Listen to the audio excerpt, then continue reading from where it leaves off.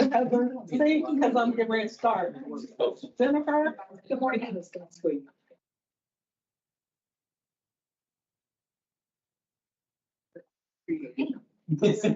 Am I able to see, are we able to see everybody that's on Zoom?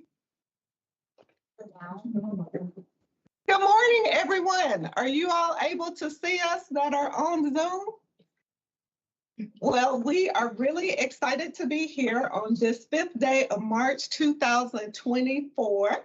I am Shadina Morris. I am the board chair for the Division of Family and Children Services Advisory Board meeting.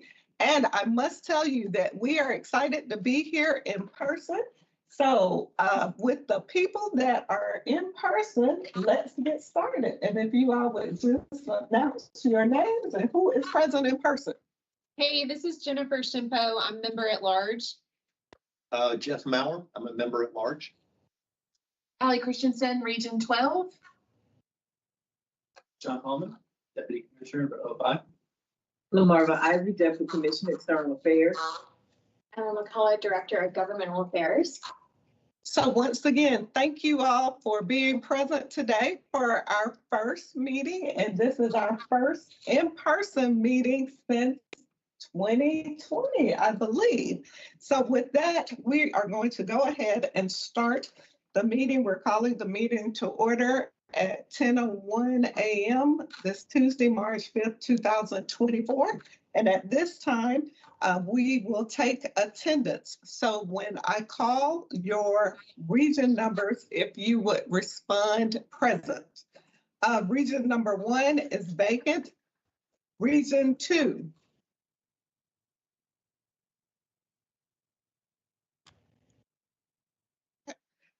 Region 3. Present. Region 4 is vacant. Region 5 is vacant. Region 6. Nancy White present.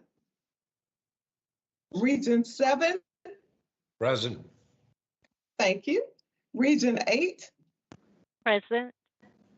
Region 9. Present. Region 10.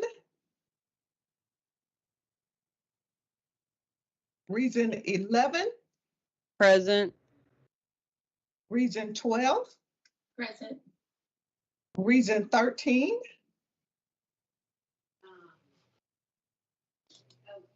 Region 14. Shadina Morris, I'm present here. At large, number 2. Present. Okay. At large, number 3.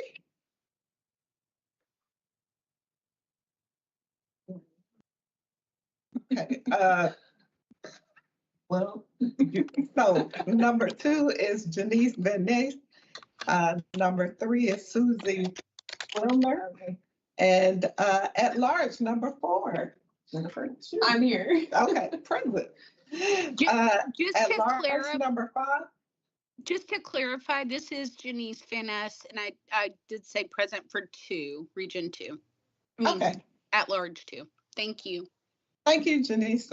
We did not hear you on this end, so thank you. At large, number 5. Jeff. Present. Present. And at large, number 6. Virgil present. Here, I didn't know I was that far down. Well, you are, but hey. I'm happy to be here regardless of the sunshine not being out. Okay, well, we are happy to have you here. I'm So gonna thank you. remember number 6 now. Thank you. You're number 6. Okay, so I believe that we have enough for a quorum. We need 9, and I believe we have. Yes, so we have met quorum. Thank you. So I would just like to let everyone know, these are some procedural things. So if you are making a motion or seconding a motion, if you would please state your name so it can be included in the minutes. And so today's meeting agenda has already been distributed to you all. And so at this time, I would like to know if there's any motion for the approval of the meeting agenda for today. I'll move to approve. And is Second. there a second? Second. Okay, and so Jennifer, if you would place your full name on for your motion. Jennifer Shinpo, Okay, member at large. and second, Jeff Mauer. Okay. at large. thank you all. And so this motion has been moved and properly second today. Is there any discussion? All in favor, if you would please say aye, or if you are on, raise your hands. Aye. Aye. And is there anyone opposed? No response? Okay, so the motion carries. Thank you all. Now, at this time, we will have our administrative reports, and we will start with the budget update by Melissa Barwick. Good morning, everyone. Nice to see you all. I'm sorry that I'm not joining y'all in person today, but hopefully you can hear me okay and see the presentation. I'm just gonna, so I'm Melissa Barwick. I'm the Assistant Deputy Commissioner for Finance for DHS and Deputy Chief Financial Officer for DHS, which has historically served as the CFO for DFACS. So I'm here to talk to y'all today about the amended fiscal year 2024 and fiscal year 2025 budgets, just to update on where we are with both of those. Looking forward to finishing out this state fiscal year and starting up next state fiscal year. You can go to the next slide. And that's just Stronger Families for a Stronger Georgia. So I just wanted to talk through first kind of what our starting budget was for state fiscal year 2024, which began in July. Of our total budget, which is about 1.6 million. I have it divided up here into kind of this is both state and federal and other funds, child welfare being the biggest piece of this pie at a little over $1 billion. OFI, family independence, at 440 million. Admin is about 10.5, and DHS IT, that comprises both the OFI side of the house and child welfare side of the house, is about 115 million. And I just wanted to point out of the roughly $2 billion in DHS as a total agency's budget this year, that DFACS makes up about 82% of the total budget for the agency once you back out our attached agencies there. So ton of money flowing, doing good work. So jump to the next slide. And this is just kind of a split of the share of our programs for both state funds. That includes certain state trust funds that we receive funding through, and then federal and other funds. And I just want to point out here for a second, I know that in my world, budget and programmatically, Safe Harbor is technically its own attached entity and not traditionally part of the DFACS group of programs. But just because there is so much close work, obviously, that we are doing and getting those kids placed through the contract that we have with Safe Harbor now for Grace's Place and some of the other programming they're doing there, I just kind of lumped it in here in these totals as well, so we can just kind of talk about that as a whole. So we can go to the next slide. So this is a summary of budget changes so far. So the amended 2024 budget was signed late last week. It may have been Friday, Thursday or Friday. So that AFY 2024 column you see here is final, and we will be receiving any additional funds over the next 3 months in our state allotment to be able to draw all that down for the end of the state fiscal year. The fiscal year 2025 budget, all that has been put out so far is the governor's budget report or recommendation, and then the House dropped a bill that mimicked that language, but so far there's not been any movement from the House, and the House does have to originate any changes that they have, any substitute to the 2025 budget before it goes to the Senate. We have Commissioner Brose has testified already on the fiscal year 2025 budget to the House, but I think tomorrow we'll be doing the same for the Senate. So we are expecting movement on that soon. I mean, the one thing the General Assembly has to do before going home for spring or going to Augusta is pass a budget. So we will get there. We're just kind of watching and seeing what's going to come out from either the House, Senate, and then eventually, most likely, a conference committee. So I just wanted to walk through quickly, and we'll get into the details here, what some of these groupings of adjustments mean. So statewide adjustments are going to be things that are across every state agency. And workload adjustments are going to be things like, say that we were originally budgeted, and I have an example of this. We originally budgeted, $10 for something that actually ended up costing 15. The appropriators will make adjustments to allow for the actual full cost of that workload. Enhancements are for new or enhanced programs or service areas. And then reductions is pretty straightforward. There's different reasons for reductions, and we'll get into that with the details. So in total, for amended 2024, got a total adjustment of $18.4 million. This is just the state funds budget. And then in 2025, the governor is recommending $23.4 million, again, in state funds. So go to the next slide. Just want to talk quickly. I think this is something y'all are probably all familiar with, but it has been, I guess, a year since we did this. I know this is so tiny. I have a little bit more detail on the next slide, but I just want to point out kind of the cycle and where we are in both. So for the big budget fiscal year 2025, we're still in the waiting for the House to pass their version of the appropriations bill. Sometimes the appropriations documents move at the same cycle. Sometimes, and this is, I think, tended to be the case the last couple of years, the amended budget has moved first, and then there's been focus on the big budget, and that's what's happening this year. So again, we already have that signed amended 24, still waiting on 2025. This is a little bit more in detail, and I don't have to go through this bit by bit, but in case you're interested, I'm sure that we can, that this has been shared with you, or we can send it out, just kind of talking through what steps we have to go through to get a final budget document in place. So again, for the amended, we've done the agency request. We've gotten the governor's budget report published. The House passed their version. The Senate passed their substitute version, went to a conference committee, and now it's gone to the governor for signature. So that is finalized, but there's a couple different routes that we can get there, right? So I just wanted to display that here for you as a reference.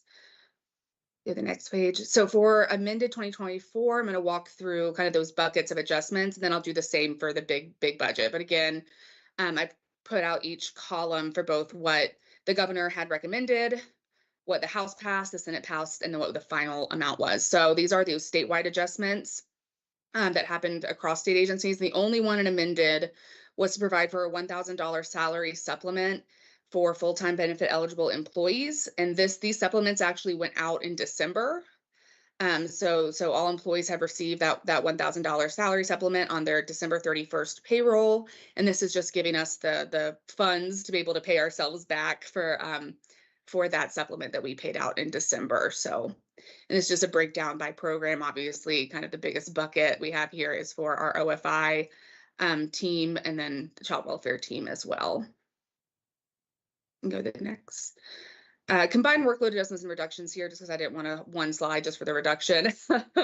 But these are those ones I said that they're either kind of fully funding something that we're already doing, or this is also where if there were some kind of substantial growth in foster care placements, that would be a workload adjustment as well. We don't have that this year, but we do have some items. So the first would be to fully fund the cost of the 2 community action team pilot programs that were originally funded in the HB 911, which is 2022 session.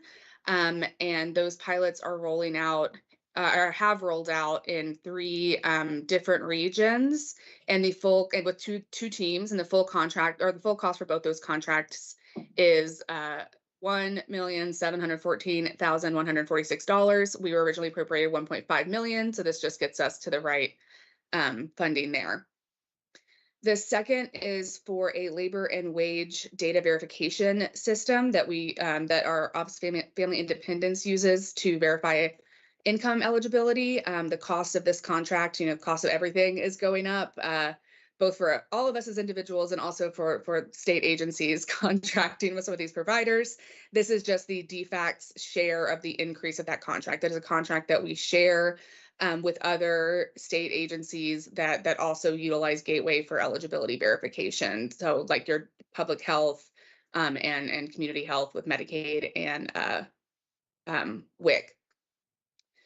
Relatedly, there was at one point a money set aside in federal eligibility benefit services for a quick response code contract that would benefit individuals who were being renewed for any of our benefits programs. We were able to get that built into another scope of work and not on its separate line item. So we didn't need that set aside anymore. And the governor and his team did ask us to share with them any efficiency savings this year that could be reallocated to other uses across the agency. And so this was what that reduction was. And then finally, again, this is for Safe Harbor, but the governor recommended and the General Assembly agreed to the full contract cost of the Gwinnett Commercial Sexual Exploitation Recovery Center. And so this will basically get us to be able to meet that full contract cost for this state fiscal year. Would y'all prefer if I stop for questions kind of as we go or just wait till the end? Well, I will ask, are there any questions at this time for Assistant Deputy Commissioner Barwick? Okay, I am just blowing through things, so I want to make sure that I'm not. Okay, I see a hand raised, 2 hand raises. Randall? Hey, yeah, quick question. And this might not be for you, Melissa, but the slide before this said something about a Gwinnett the bottom one, Commercial Sexual Exploitation Recovery Center. Eventually, at some point, can someone tell us what that is? That's what I'm curious about mainly. But I appreciate everything you're doing. Every detail is very helpful, just so you know. Thank you. Yeah, I mean, I can give you the high level what I know, but then defer to Emma and Emily to give you more details. But that is for what we call a CSERC or Commercial Sexual Exploitation Recovery Center. So it's like a treatment and placement resource for children who have been victims or are likely or at risk for being victims of sexual human trafficking. So this Safe Harbor was an entity that is funded through its own trust fund, the Safe Harbor Fund, that was created, I want to say in 2021. I might be wrong on the date there, to serve these kids. And so we do that attached entity does that through some grant making to different programs across the state that serve these children, and then also through this contract for kind of out-of-home care and treatment for these children who may be in our care. So this is the first year of this contract with this provider.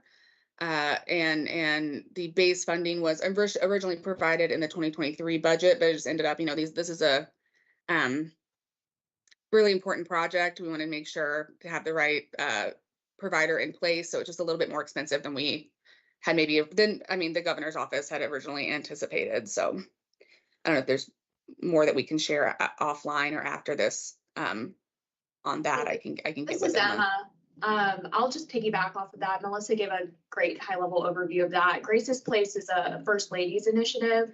So it was added to the budget last year. It actually ended up opening in January. So this will be its first full year of operation. Is Do you Emma do you in see any the- way connected with CSERC ETA? It is not. It's the provider is Devereaux, and they do all the wraparound services in-house. It's available to anyone in the state of Georgia. It's available to any CSEC youth. It's 24-bed. And if you all do not mind, for the people that are online, Jeff and Jennifer, if you would repeat your question, so everyone can hear it online. I don't think they were able to hear you online. I'm sorry. My question was, is the recovery center in any way connected to the CEASE clinic out of University of Georgia? And I think the answer was that was not. Yes. And And then my question was, is it available to anyone in the state of Georgia? And Emma answers, CSEC use. And then, sorry to, one more thing. Is this Emma, is this similar to the Receiving Hope in Paulding? I'm not familiar with Receiving Hope, so I can't speak to that, but I'll look into that and I can get back to you. I think I will say that Grace's Place is the first of its kind, so I would lean towards the side of no. But like I said, I'm not exactly familiar with all the services in similar spaces, it seems. Can the youth have signed themselves out of care? It's not just for foster youth. Okay, great. And Randall, whatever you last said, you muted yourself. Oh, sorry. Receiving Hope is the first sex trafficking center for children ages 12 to 17 in the state of Georgia. It's run by Wellspring Living. So it sounds like, I was just curious because this Gwinnett Center sounds very similar. Yeah, definitely similar work. Two Okay. separate organizations though. Yeah, not the same one. Cool. And then Judge Costley also has his hand up. You're on mute, Judge. Okay, I think maybe I did. This may be a question that our kind guest doesn't have the answer to, but I've always tried to keep up with how much in dollars of federal funds that the division receives each year. I know it's quite a bit, but the legislature always takes credit for the whole thing, and I want to know how much is actually federal money. Do you have those figures? Because I know that they don't pop up right on top of your list. Yeah, so if y'all don't mind going back to my pie chart, I think it was like slide number 3. So again, of our total budget, and this is going into 2024, and I think that you're speaking to something too as we get into some of these enhancements. I'm discussing just state investments. Right. For most of the things that we get line items for, there is either some kind of share or match from the feds as well. But yeah, the budget generally is just, we're kind of talking about state funds. But I will say that for our base 2024 budget, or going into budget development, 52% of that total budget is in federal funds. So that totals about $850 million that we budget across a wide range, as y'all know, of federal fund sources. Some are reimbursement-based grants, some are matches, some are block grants. But yeah, we're pretty evenly split between the investments this year for state funds and federal and other funds. So thank you for going back to that. I just did the math on my handy calculator. You know, my father used to do it in his head, but I can't do anything that way. Thank you very much. I don't know if I could do $1 billion math in my head either, but that's what calculators are for. My father was quite good. I didn't learn much else from him, though, obviously. All right, well, great. So we can skip back to, I think we're on one-time enhancements. Can I ask Melissa? Melissa, can I ask you, this is Jeff Maurer. Can I ask you a question?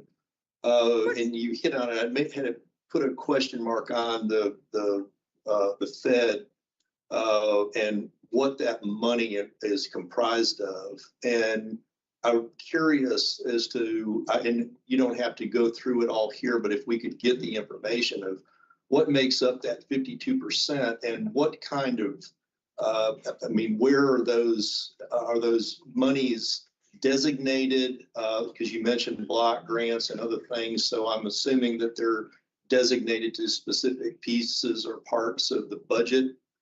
Is there a way we could just get a little bit of, and again, you don't have to do it during the meeting, but if we could get some information on the breakdown of that, would that be possible?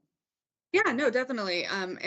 Yeah, I would say every one of our federal fund sources kind of has its own rules and idiosyncrasies. So it's something I can get with Emma, maybe either putting something together that I can share with y'all ahead of the next board meeting, or if there's interest in having kind of a more in-depth conversation during the next meeting, I'm happy to do that as well. But yeah, I can get something together to share with everyone that just kind of a high level walkthrough of what our major federal fund sources are. Thank you. That work? Okay, great. All right. Anything else before I jump into enhancements? I've got one other question. Okay. Sorry. No, that's what I'm here for. And again, if Emma, you may, or Emily, the 2 pilot programs that are in the House Bill 911, I mean, can we just get some information on that too? Or I just, thank you. I'll shut up now. Thank you. Okay. Oh, could you go back to, he was asking about under workload for amended 24. Maybe action treatment. Yeah, the CAT teams. Mhm. Perfect. Yeah. We'll get some more info on them for sure. All right. Go back to one time. And I just point out here that this is, I'm sorry, go back to the one-time enhancements, that anything in the amended budget does not carry over to the big budget. So unless it is also appropriated in the big budget, anything that is added as a new line item in our amended budget is inherently a one-time only funding situation. So just wanted to make that kind of clear here. So the first would be for some funds for tech upgrades and improvements to our Shines system. This is a few items that would be covered in this, that basically just kind of making the system changes and enhancements to kind of prolong the lifespan of this system and make the experience easier to both use and to make edits and or fixes to going forward. So that is what that item is. And this is one of those ones that this is the state funds share, but we receive a basically dollar for dollar match on Shines investments from the Title IV-E funding program. So reality, we are getting more than 3.17 million, but this is what the General Assembly and the governor has provided for this work. The next 3 came out of the Senate or the conference committee. So they were not items that we, that the governor recommended. And so we got, but I do have some additional information on them. I'm sorry, let me pull up. Okay. So the first is 200,000 for startup costs of a heavy equipment operator certification program for high-risk youth. This would be an enhancement in our contract with Broken Shackle Ranch. We have an annual $300,000 state funded contract with to provide services and educational and I think like occupational training opportunities for high-risk youth. This would just be startup funds for a new certification program. The 1.5 million came out in conference committee to match federal funds for wraparound services. This is a new project that I will defer to Emily and Emma on to provide any additional information at this time, but would provide a closed loop referral system for kids who are families who may come to the attention of DFACS, or, you know, maybe their investigation happens and then, you know, there's no reason, real, you know, danger, anything in which a child has to be removed from care or the family has to be sent to maybe higher level services. But this would kind of, you know, provide connections to resources in their community to kind of help them, you know, either address some income insecurity, housing insecurity, food insecurity, or, you know, in addition to connecting them to the benefits programs that we administer, if there are local or community resources in their area that also provide support, would be able to refer families to those services. So we're excited to get this started up, and I'm sure we'll have the program teams will have a lot more to share on this the next time we talk. But this just came out at the conference committee, so we're still kind of, I think, piecing together the final information about it. So that's all I have right now at this time. The final is for funds for community youth tutoring and wellness, and this is going to or intended for a couple of different programs across the state that provide kind of after school youth tutoring or outreach. One is the Malachi After School Program in McDonough, which serves underprivileged and at-risk kids in the McDonough Housing Authority. The second is the Learning Center in Columbus, which provides a wide range of, it seems, tutoring services. Another is $100,000 increase in our contract that we do have with the Washington Street Community Center in Covington, which provides after-school services and tutoring. And then $200,000 for roof repairs at that I know I'm going to mispronounce the city name. Roof repairs at the Mount Manor Community Center, which is in Ware County. And then the increase that we saw from the $400,000 the Senate put in to $750 also included $100,000 for Girls on the Run in Atlanta and $250,000 for early learning scholars in Clarkston. And I believe that these are all kind of just one-time enhancements that the General Assembly wanted for us to work with these providers on. Yes, you have another question? Sorry, real quick. So all of this money's already been spoken for, correct? Because I'm looking at this and I'm looking at my region and they're trying to do some stuff that like literally would scratch the itch of these things. But are these funds they could apply to receive to implement these programs, or you're basically saying they're all spoken for already? I would probably have to defer to the program team on that. This is just what I know was the intention of the General Assembly for what these funds should be used for, but I don't know if I would say, legally binding. I wouldn't be comfortable saying that, but that might be something that I can get some more additional information from the program team, but yeah. Okay, we have a regional meeting on Friday and I was just going to mention this, but if it's nothing they could ever get, then I'm just curious. Yeah, I mean, my feeling would be as just kind of one-time pass-through funding that the General Assembly does sometimes. Anything that would be put in amended would not be usually any kind of application or grant process, just because the amount of time that we have to spend that money, which is basically if we don't get this money encumbered or basically plan to spend and then put aside with a provider by the end of June, then this money disappears. So I don't think usually these kind of one-time things that are passed through our budget and amended budgets are not intended for any kind of grant program, but not to say that it would be impossible, but that's not what the intention is here. So Melissa, this is Jeff.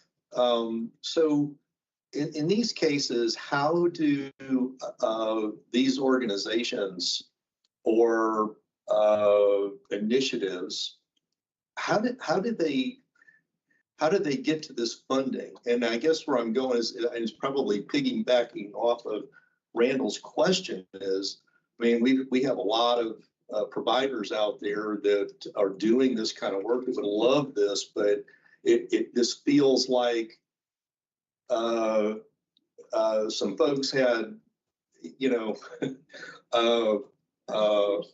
a connection. I mean, and access and got in, and it wasn't necessarily open. And so I'm just curious as to what that process was and how does that happen? I mean,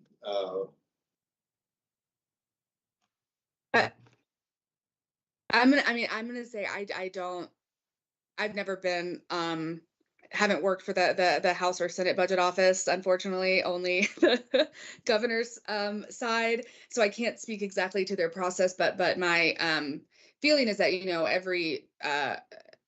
everyone has an opportunity to talk to their legislator, either the state senator or House representative. And I assume, just people in their community bringing these concerns to them is where this came from. I don't know, Emma, if you have any other maybe a more eloquent way of answering that question. Yeah, I don't disagree, but therein lies the problem. Who's got the connections, and if And honestly, I mean, I'm kind of learning my role here, but I mean, it's, if we speak into this, I mean, I would just think, I'd like to know more about that in the process and how those things are happening. I'd also be curious if these are just direct contract relationships, or these entities are actually part of our direct services unit, RAP providers, et cetera. So how about this? So Jeff, the questions that you have posed, can we task Melissa to provide some answers, hopefully to your questions, and try to get those Yeah. within the next 2 weeks, and then send that to Yeah, as long as send we that can to just get them. them out there and don't have to necessarily put a time frame on it. And Melissa, I'm sorry, these may be unfair questions for you. They may be for somebody else, but since we're going through them, I just feel like they need to be raised in this. And so I don't mean at all to put you on the spot. And certainly as we can, dig into this and get that information back to the board, I'd appreciate it. Okay, No. so Jeff, if you don't mind, would you send an email to Emma, and we will get that to Melissa, and if Melissa cannot answer those questions, then we will get them to the appropriate person. And this would be a good time to say that the commissioner unfortunately has a sick child, and I think most of us have been in that position. So she will not be present to submit her report or to present her report today. But if anyone online or in the boardroom here, if you have any questions, specific questions, would you email those to Emma? And so we will try to get an answer for the commissioner, from the commissioner box. And I'll just speak very, very briefly to kind of piggyback off of what Melissa was saying. We can write up a budget process because I think that that's what Melissa was alluding to.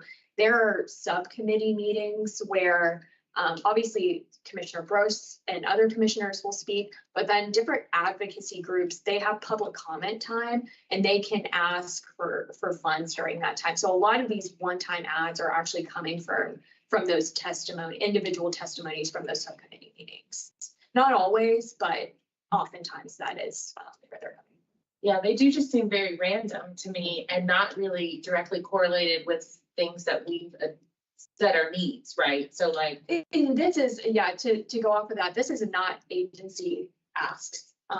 These are legislative ads that have come either from the House or the Senate or in conference committee. So usually they are kind of random. They are random. Like, I didn't have the feel that they're random. And truly, those meetings are open to the public. So literally anybody could come and testify and ask for money at those meetings. Okay. So these are things that come through the House or Senate that get added to our work, to DFACS's workload and DFACS's budget. And so what you're saying is this is why, the understanding of it. So in this particular case, for us to know that, and we have to get our own legislators involved in that process, I guess. Anyway, that's good. Yeah. There's Costly has his hand raised. Oh, you're on mute. Bill, okay, I think I did it again. We can hear you now. Okay, I know there's a little button up there, but I'm technology challenged. This has got nothing to do with what you folks do at the budget. It really relates to this operator certification program and not specifically to it. I've been a part of a technical college system and with some of the local economic development. I think it's a real shame that we don't have a better outreach, not from DFACS, but to you for more help with at-risk youth that could benefit from some of these programs, particularly those that are monitored or even provided by the technical college system. We're just missing a real opportunity there. Money to do it, you just don't have them defects. My statement is over. I appreciate it. Thank you. Thank you. Okay, yeah, and I think too, what I can do if we do, you know, kind of writing out the budget process is also put in there when there are opportunities for the agency to directly request funding for an initiative, how that kind of works between us and the governor's office. I'm happy to do that as well, because I do think, I mean, that's where we have more input. Once kind of we obviously work very close with our House and Senate partners, but as an executive agency, our kind of any requests that we have or needs, we go through the governor's team initially. And so I can kind of walk through what that looks like as well, if anyone is curious. And I want to keep moving. I don't want to take as much as I know everyone wants to talk about budget this entire meeting, but I'll try to be quick. The next one, if you would go to the next, this is just, again, that same slide showing where we are. We're just at the governor's budget report, a few different ways to get to signature. Can go to the next slide.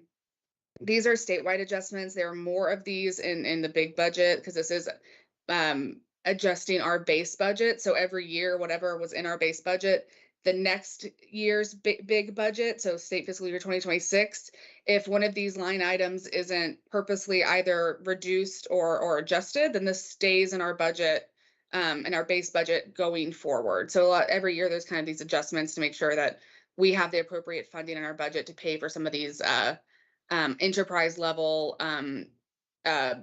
projects that we work on, or you know, we are billed by GTA, DOAS for certain insurance programs, telecommunications, and then also an adjustment every year in our federal medical assistance percentage, which is basically the share of placement for either a child who is 4E eligible and has been adopted, or is in foster care. The FMAP sets what the federal share of that cost is. The big one that I think that if y'all haven't heard about, that I put up top, is the governor has recommended a 4% cost of living adjustment for state employees, so all FTEs, including our regional DFACS employees, 4% not to exceed $3,000. So we haven't seen, again, what the House or Senate is interested in keeping that or tweaking it, but that is what the proposal is right now. So we will keep a watch out on that. I know that the COLAs have been very helpful the last few years in helping us with kind of recruitment and retention across DFACS. So we'll just keep an eye on that and keep y'all informed. Workload adjustments. Again, we have the CAT team true up. This is just giving us ongoing full funding for those pilots. I think eventually there has been interest in the General Assembly on, once we get the data from how those pilot programs worked towards their programmatic goals, maybe having future conversations with the Governor and General Assembly about expansion into other regions, but this would just still cover for those two teams in 3 regions. Same here with the labor and wage data verification system, just providing us the base funding to continue having that contract. We received $630,000 in federal, oh, I'm sorry, I don't know why I didn't put the program here, but that's in federal eligibility benefit services as well. This is for 23 county customer service staff, to provide that customer service staff in every customer service center across the state. As y'all know, with COVID, we pulled back kind of the number of individuals who were working in person in office in our regional offices, and this is just providing us the funding to kind of bring, and a lot of those people who were doing those roles were, you know, moved, their job duties shifted post-COVID in the way a lot of ours has, right? You know, our work looks a lot different, everyone, from March of 2020, and so this would just provide to kind of bring on the additional staff we need to be kind of fully allow full in-person options at each one of our county offices. Next one has a zero sum. I just wanted to put this in here because it was a line item in case you saw it, a little bit of explanation. There is an amount of budget that for reasons that I'm not sure happened before my time, right? That are paid for a certain contract for SNAP EBT card distribution, and that has been something that has been funded out of the Departmental Administration program for the last, I don't know, I guess since probably that contract was initiated, maybe 5-10 years ago. I'm not going to speak to that, but a while it's been being paid out of this program.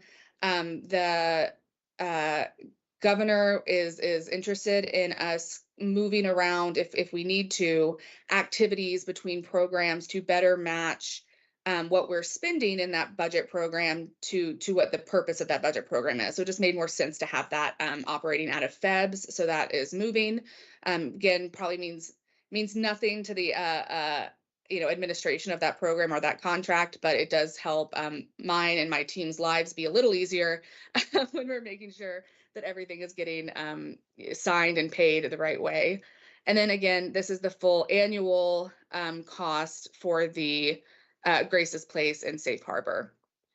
Go to the next slide. There are two reductions. This year, the second we talked about that's also happening and amended was for that duplicative QR codes contract, $65,000. The $1 million is for one-time funding to bridge the education gap. This was one of those line items that was added. So there was a line item last year added by the General Assembly to bridge the education gap.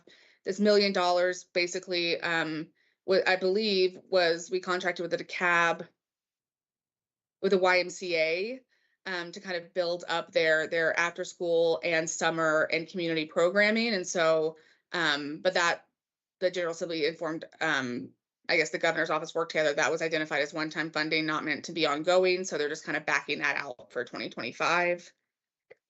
And then finally, the enhancements are in the next slide. This first one is not really a change in programs necessarily, but we, in the Child Abuse and Neglect Prevention Program, receive funds from the State Children's Trust Fund, which is a collection of marriage and divorce filing fees every year. This is just truing up our base budget for those collections from 2023. I believe it's on a 2-year lag. The second is for more technology and upgrades for Shine's case management system. So 1.5, that's to be matched with federal funds. I'm going to skip really quick, just go back down to Safe Harbor for $54,000. They also receive funds from the Safe Harbor for Sexually Exploited Children Fund, and so this is truing up to collections. And then going back, the big one I think is going to be increased funds to provide a $3,000 salary enhancement for child protection and placement services caseworkers. So these are for specifically child protection services, case managers, and certain job codes, but are what we refer to as kind of those frontline case managers, 1, 2, 3, and supervisors, and this would be the state share of that investment. So again, Melissa, I have a question. Yes. So with that one, do we know approximately how many child protection and placement services caseworkers there are? Yes. So I when think you had given that number earlier, but I just wanted to make sure. the caseworkers that would be impacted by this, I don't have the most recent payroll number, so I'm just going to use an estimate based on what I think these estimates were based on, which is I think it was a little over 2,100 case managers and case manager supervisors that would be impacted by this salary enhancement if it passes. So it's exciting. We'll see what the House and Senate, if they have any changes or adjustments. We're just answering any questions that come to us from them, but that is the recommendation. I know that's something that you probably, if you haven't already been hearing about it, I'm sure it'll be back once the 2025 budget is kind of back in conversation at the Capitol this week. So that is it for me. If you go to the last slide, that's just my email address. If you want to reach out to me, and I will get with Emma to get some answers to some of the questions and kind of further information that y'all wanted. And if there's not anything else, it was great to be able to chat with y'all today. Thank you very much. Thank you. Have a great day. You too. Okay, everyone. So at this time, we will have our legislative update by Emma McCollum. Good morning, everybody. It's good to see some faces in person this morning. As Melissa shared, and as you probably already know, Georgia's legislative session started in early January, and we're actually on day 30 today of our 40-day session. So we are right in the middle of our busy season. So today I'm excited to be here with you guys to provide an update on our 5 agency bills. And then I'll also touch on 2 additional bills that came from the Senate Foster Care and Adoption Committee Study Committee that met throughout 2023. So the first bill that I'll cover might look a little familiar. This is House Bill 571. It's sponsored by Representative Deborah Silcox in the House, and it amends Title 49 by extending the amendment cycle of the Georgia Alzheimer's and Related Dementia State Plan from 3 years to every 4 years. And that really just helps us better align with our federal requirements for that. House Bill 571 also adds that the advisory council would submit a midpoint review at that 2-year mark to the legislature to keep them apprised of how the report is going and needs that they may have. The bill nearly passed last year, was introduced last year, but it was very quick to move this year and did receive Senate approval, which was its final approval on legislative day 6, and now awaits the governor's signature. And feel free to stop me if you guys have any questions on any individual bills. So next we have Senate Bill 3042. Sponsored by Senator Randy Robertson. This was in the Senate Children and Families Committee earlier this year.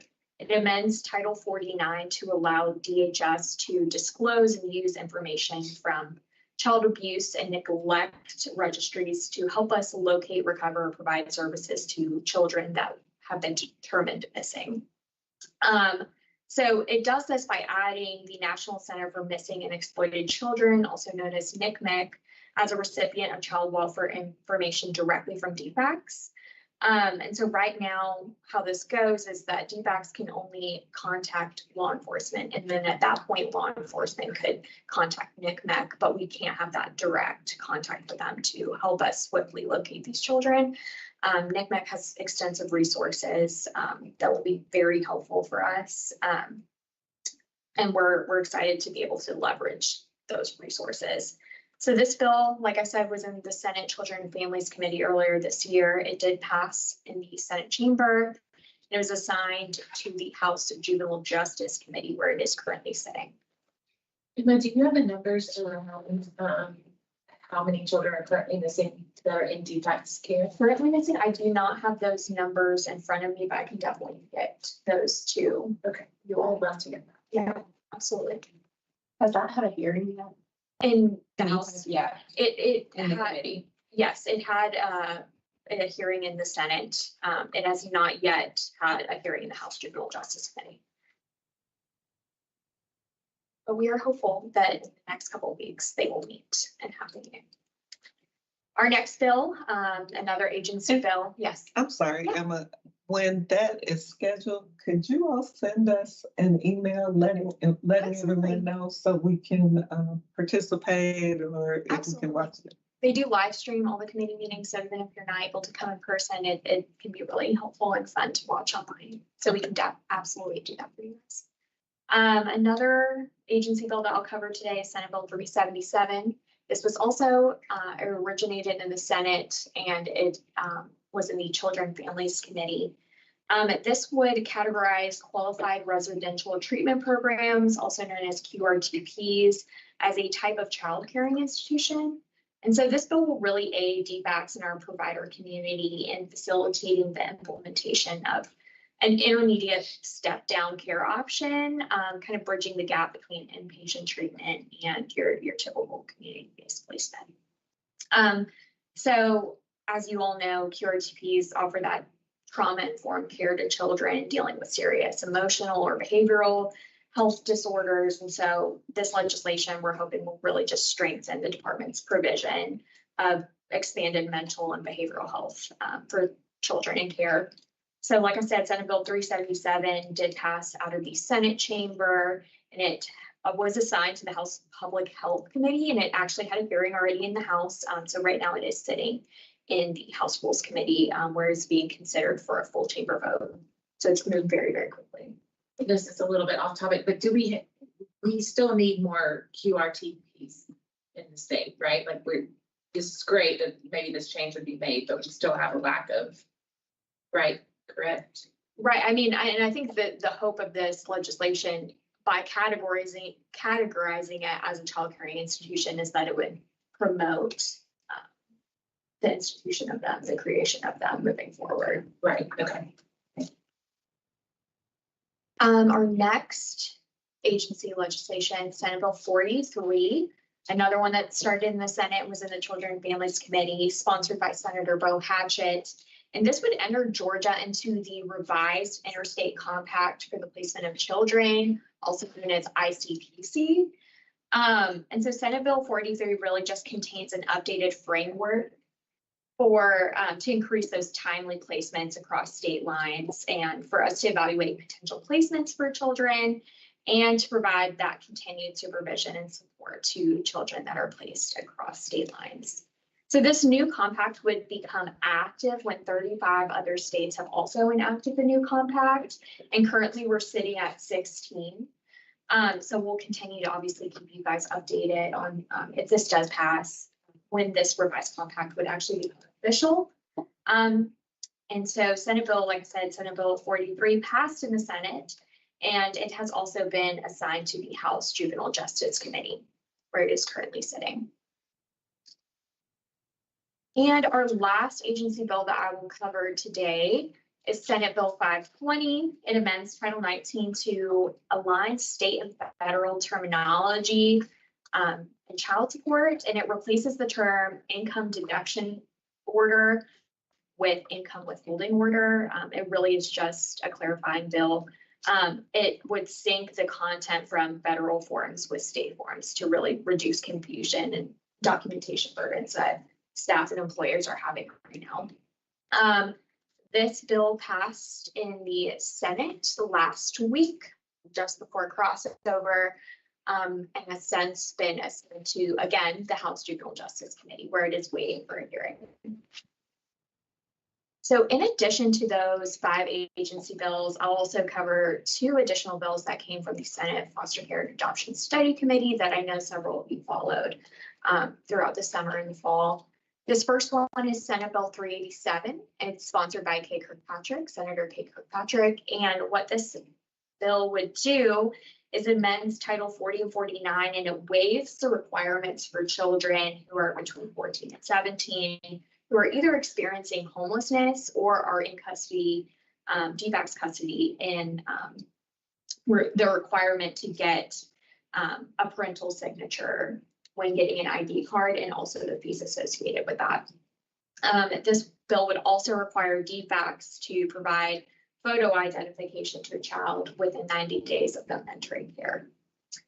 This bill passed on the Senate floor, and it has now been, again, assigned to the House Juvenile Justice Committee, where it is currently sitting. And then the last bill I will cover today is Senate Bill 401, also sponsored by Senator Kay Kirkpatrick. And this requires juvenile courts to collect additional data related to timeframes for dependency reviews. And then every year they would be required to report that data to the administrative office of the courts. This bill also passed in the Senate floor and has since been assigned to the House Juvenile Justice Committee.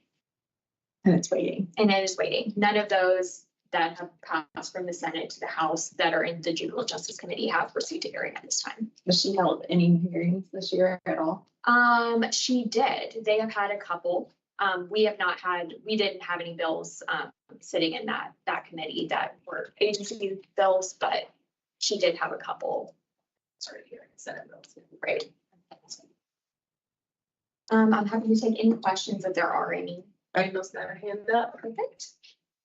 Hey, Emma, real quick question. Can you clarify a little bit about what that ID card will be? Is it kind of like, obviously it's not a driver's license, but is it So kind of like a for, laminated card or? yeah, there's two parts of this bill. So the first part is like truly your standard ID. And so that part is waiving the fee or the requirement for parental signature. For the DFAX portion of the bill, where we're required to give them photo and within 90 days is literally going to be a photograph of the child. That's been something that was talked about. There was testimony in the Senate Foster Care and Adoption Committee about the need for children in care to have a photograph, for their placements to have that photograph. So that is what the requirement is. Okay. And so is the ID going to be required for the DFAX offices to take care of, or is that an optional? No, that's a requirement. Okay. And the photo, is it going to be like a mugshot, or is someone going to take them outside and have fun and it's going to be a good photo? Just curious. That is not laid out in the bill. So I would defer to our lovely child welfare staff on the implementation of that. Like I said, this bill hasn't received. So I wouldn't assume that Mary and her staff have worked out all the details there, but Okay. Awesome. Thank you. not going for a mugshot for sure. No, good. That would be helpful. Thanks. Any other question? Yes, you a question. Mine is more general. Of course, with all these bills, we should all be engaged with our home representatives for this board. What I mean, to support effort with as a board. That kind of thing. I'll think about that stuff. Wonderful. And if anybody does have any questions on this or any other bills that are floating around this year, I'm happy to take those. So just feel free to shoot me an email. One more question about the IDs and photos. So this is the Senate bill right now. Is there talk of appropriations, adding money for the budget to support this currently, or we have to pass this and then look at amending budget in order to have money for this? I have not seen dedicated money in either of the budgets for this specifically. Okay. But as far as the act themselves, there is no cost. Yeah, so DDS for the 14 to 17 that we're getting that free, DDS has agreed that they're willing to take on that cost. Okay, so it would just be within their budget that they have currently. Right. Okay.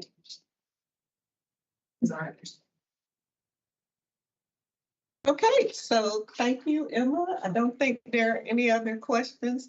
So at this point in time, I am going to ask that if everybody's had an opportunity to look at the November 29, 2023 meeting minutes, and then I would ask if there's any motion. The meeting minutes have been distributed to you, and so if there are any corrections, if you would let us know at this time, and if not, if there's a motion to approve the November 29, 2023 meeting minutes. I make a motion to approve the minutes as written. This is Travis Niblett, Region 9. And is there a second?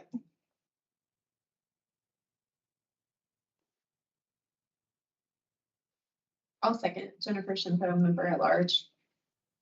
Okay, thank you. So it has been moved and properly second that the Division of Family and Children Services Advisory Board minutes for the November 29, 2023 meeting be approved. Is there any discussion? No response. All in favor, if you would say aye, or if you're online, say aye and raise your hand. Aye. Okay. Is there anyone opposed? Okay, so it has been moved appropriately second are properly second, and so it passes unanimously. Thank you. And so I am going to take a point of personal privilege and go a little bit, we're going to deviate a little bit from the agenda. And so what I am going to do is move forward with the program reports so we can stay on track, a little bit on track of time. And then I'm going to come back to the DFACS Advisory Board business. So at this time, in terms of program reports, we'll move forward with Deputy Commissioner of the Office of Family Independence, Mr. John Hallman.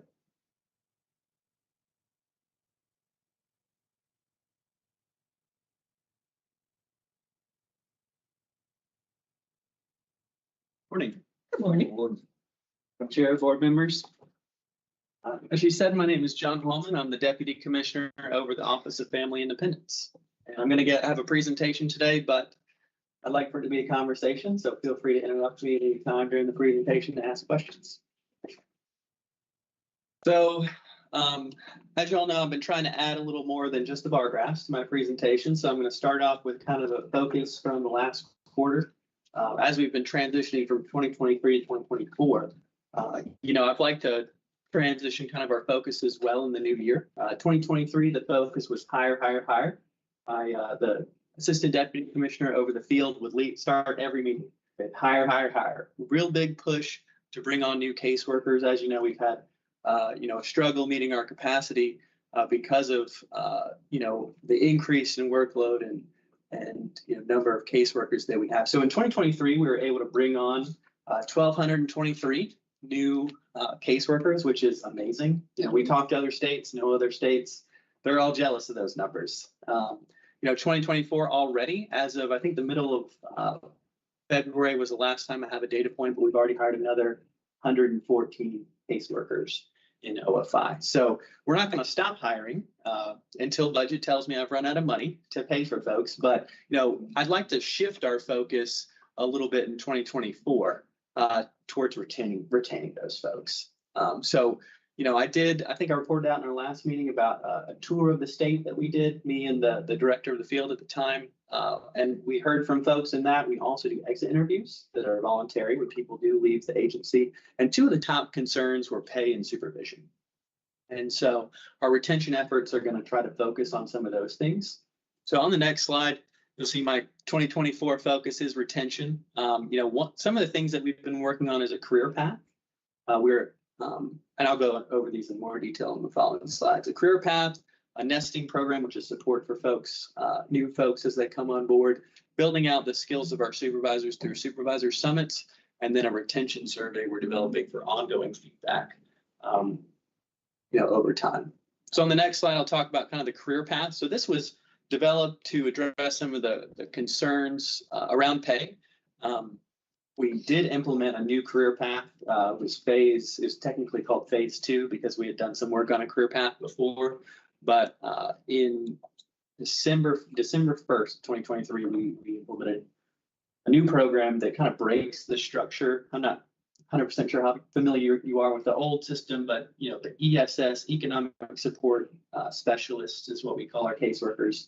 And the ESS 1, 2, 3 was based upon how many programs that you do. So we actually ended up breaking that link between how many programs you know and what level you're at. So to incorporate both program knowledge, knowing how to work a SNAP case, a Medicaid case, a TANF case, or ABD or Senior SNAP sometimes count as another program as well. But breaking that link between number of programs known and your job title to where it's programs known, you can get a pay increase, and also being a successful performer at that level, you can get a pay increase to build in more milestones that a worker can look at and say, if I do this job for 2 years successfully, I can get a 10% raise. If I do that, if I stay successful for 5 years, I get another 10% raise. So adding in additional times, and then if you pick up a program, you get a 5% raise. So it's building in, achievable goals, more of those to keep people interested, because we really see the biggest productivity gains if we can keep somebody on for, longer than 1 year, 2 years, 3 years. That's when we really start seeing folks that can do a lot of work, quality work, also at a high volume. So trying to keep people around through this career path and also get them, incentivize them to learn more programs. And that's not always an option because you only need so many folks doing TANF. So making sure there's still an option for folks to keep moving up in career. So John, let me ask you this question. What is the salary range, if you know, and in terms of with that salary range, like what is the maximum that one can achieve, if you know, from that 5-year period? I know that there are achievable milestones and the pay increases, but is there what is that minimum start, and in 5 years you can go up to X number? Sure. Great question. And it's a complicated question to answer. I'll preface my answer with that. We have entry level salaries for folks. So if you're starting today as a caseworker, I believe that current entry level salary is at $34,000, which doesn't include the proposed 4% increase that Melissa talked about earlier. So 34, I think, is the starting for an ESS 1. And then when you learn a new program, every new program you pick up, you can get a 5% raise on top of that. And when you move, if you're a successful performer in 2 programs, you become an ESS 2, and that's a 10% raise.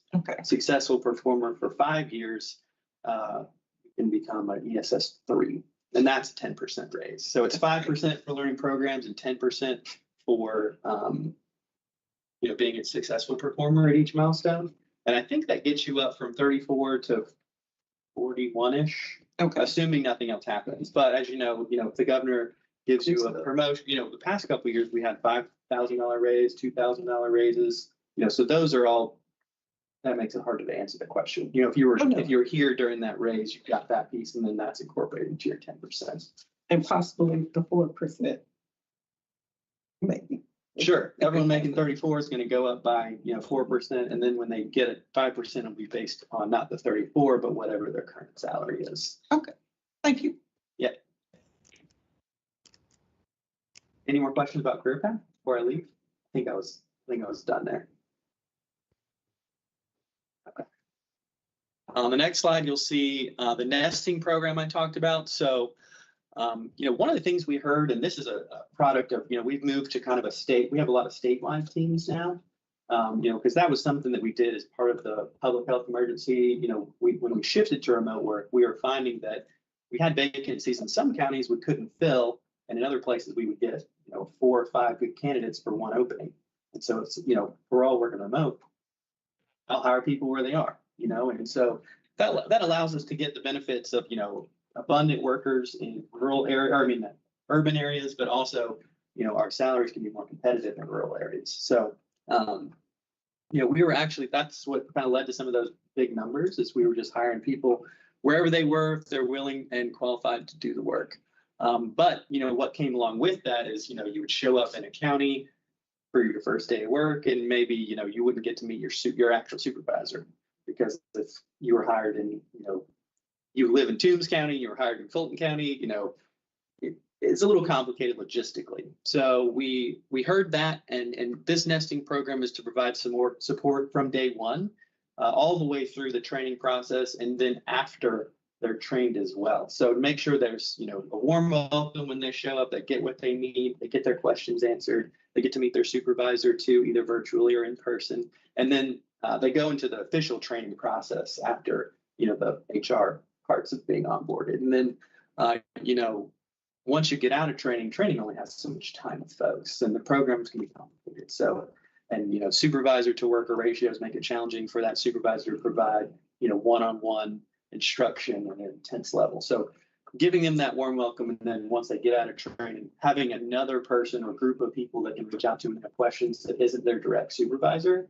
and there are benefits of, breaking that chain of command, where you can have a different person to reach out to as well. So that was the idea around the nesting program, just make people feel more welcome, get more support. Supervisor position is very hard position, a lot of demands coming from different angles, so trying to pull some of that workload off of our supervisors as well. Speaking of supervisors, the next item, one thing that we're also trying to do is build the skill sets of our supervisors. With this big increase in new caseworkers, we have to have folks to supervise them too. So we've been promoting a lot of folks, and this is what we're doing is a series of trainings. They actually ended last week. I was at, we had 2 back-to-back supervisor summits last week. They're 2-day kind of little conferences. We had the first one in January for our statewide teams, and then we had 2 at the end of February, beginning of March for our, what we probably call our districted folks that are assigned to a county. And those were great. You know, our training and professional development team did a really good job hosting those. You can see some of the topics, you know, a lot of HR, you know, having to deal with the HR process can be, it's good to do that stuff right. So making sure they understand how to deal with HR related issues, talking about how to do gateway dashboard management is really like workload management, how they're assigned work and their workers. You know, we present them a caseload and then giving the supervisors the skills to teach their employees, you know, how to manage that caseload. Customer service for leaders and how to have difficult conversations, or, you know, soft skills and how to be better, you know, just building them up as leaders, because they are these frontline leaders, and stepping into that leadership position, we just want to give them the support that they need to be successful in that role. Now, John, I know that you indicated that you all, in terms of retention, you're focusing a lot more on training. So is that for supervisors and the entry level? Do they have to have a certain amount of training that is required each year, or is it? That's a good question. I don't think we don't have like an official continuing education program, but we do we have trainings that come out that are required every year. Okay. And when we do system changes or policy changes, we have ad hoc trainings that come up to support those. So I guess we kind of do have like our annual training series, and then, you know, as things change in the programs and with our technology, trainings for that are required as well. Okay. So it said no at first, but I take that back. But it really yes, is. There's a ton of training. It's actually kind of a problem because we have so many trainings. It's like, you know, we have to balance that with people being available to do work too. Because, you know, an hour-long training, if you multiply that by, you know, 2,100 people, that's a big productivity loss. So you have to kind of think about, if I do have a 2-day supervisor summit, that's 2 days the supervisors can't be helping their workers or things like that. So there's a balance. There's a balance that we're always trying to achieve. Yeah. Thank you. You're welcome. Last retention item is the, and you're right, go ahead, the retention survey. So this is a new initiative. We're calling it the Stay Survey, but it's, we're piloting it, or we just finished piloting it actually in the month of February, was to collect feedback from workers directly. You know, I'd love to do tours of the state and talk to people, but you know, that's not really practical all the time. We're going to try to get back out again in the spring or summer, but this is to build in a mechanism to constantly receive feedback from workers so that we make sure that we're focusing on the priorities of them, and you know, make sure that, you know, I'm focusing my efforts in the right areas. So we built a task force that was representative across the state and all the different areas, and built a survey, and we're going to get that feedback and then try to prioritize the things that staff has asked for. And there's some questions about me in there. So I'm excited to hear, you know, their feedback, you know, direct feedback to me too. We're always trying to do better. So that's kind of the idea here. John, do you have historical and current information on turnover percentages by, I guess, position and, you know, entry supervisor? And then also with respect to that, what metrics have you all got in place to kind of track the, I mean, you know, how well this is working, and sure, what that impact has been? Sure. So our Office of Human Resources is great, and they provide a lot of data, and maybe we can share that with them afterwards too. Same question came up in the DHS board meeting. So there's a presentation that gets sent out to us to provide us with information about turnover. And I'd like you to, we'll give you that, but just to tell you kind of, from my perspective, what I look at is kind of, you know, when you see a big number like 1,200 people, you know, that's how many new people we brought on, but think about how many we've lost too. So what it was over the past year, and I'm still seeing this in 2024, was that we were hiring about 100 people a month and losing about 30 people a month. So a net gain of about 70 per month. And that's gotten us from where we were at about think about like 1,500 caseworkers to about 2,100 caseworkers now. And I'd like to be a little higher than that, honestly, to meet my workload. But, you know, really how much work they can do, again, is based on how long they've been here a lot. So we do have some numbers that we can give you in with percentages wise. You know, a lot of this stuff is pretty new. So, you know, seeing the impact of it will, you know, that will start happening hopefully this year. So really haven't seen a huge decrease in retention percentages yet, but hopefully with these new initiatives, we'll start to see that over 2024 and into 2025. That's the hope. You know, 2022 was probably the worst, I would say, because of the, you know, you guys know it was hard and nobody could hire people. And we were, it's a very competitive labor market. But that has turned around. You know, we've been able to bring on a lot of people. And as we bring on that many people, we are losing some folks, you know, as, you know, we bring on that many, you know, some people don't like get here and realize it's a, you know, it's a hard job, or it's not for them. So we have seen, you know, still seeing turnover at, you know, what historically may look like a high numbers, but looking at the amount of people we've been able to bring on and keep over that number that we're losing, I think really talks about, you know, how well some of this stuff is starting to work. But really it's just making, you know, really want to make sure they can see a path forward. They feel welcome when they start and they get the training and support they need is really what we're focusing on right now. And then trying to build up that, I want to keep building on the career path, you know, to get people to jump from that ESS3 to supervisor move. So we're looking at building more there too, to continue it, you know, as a full, or it already is, you know, you can go up to a supervisor, administrator, and then at the district level, but trying to add some more pieces in there just to keep people as long as we can. Sorry, did I answer your question? You did.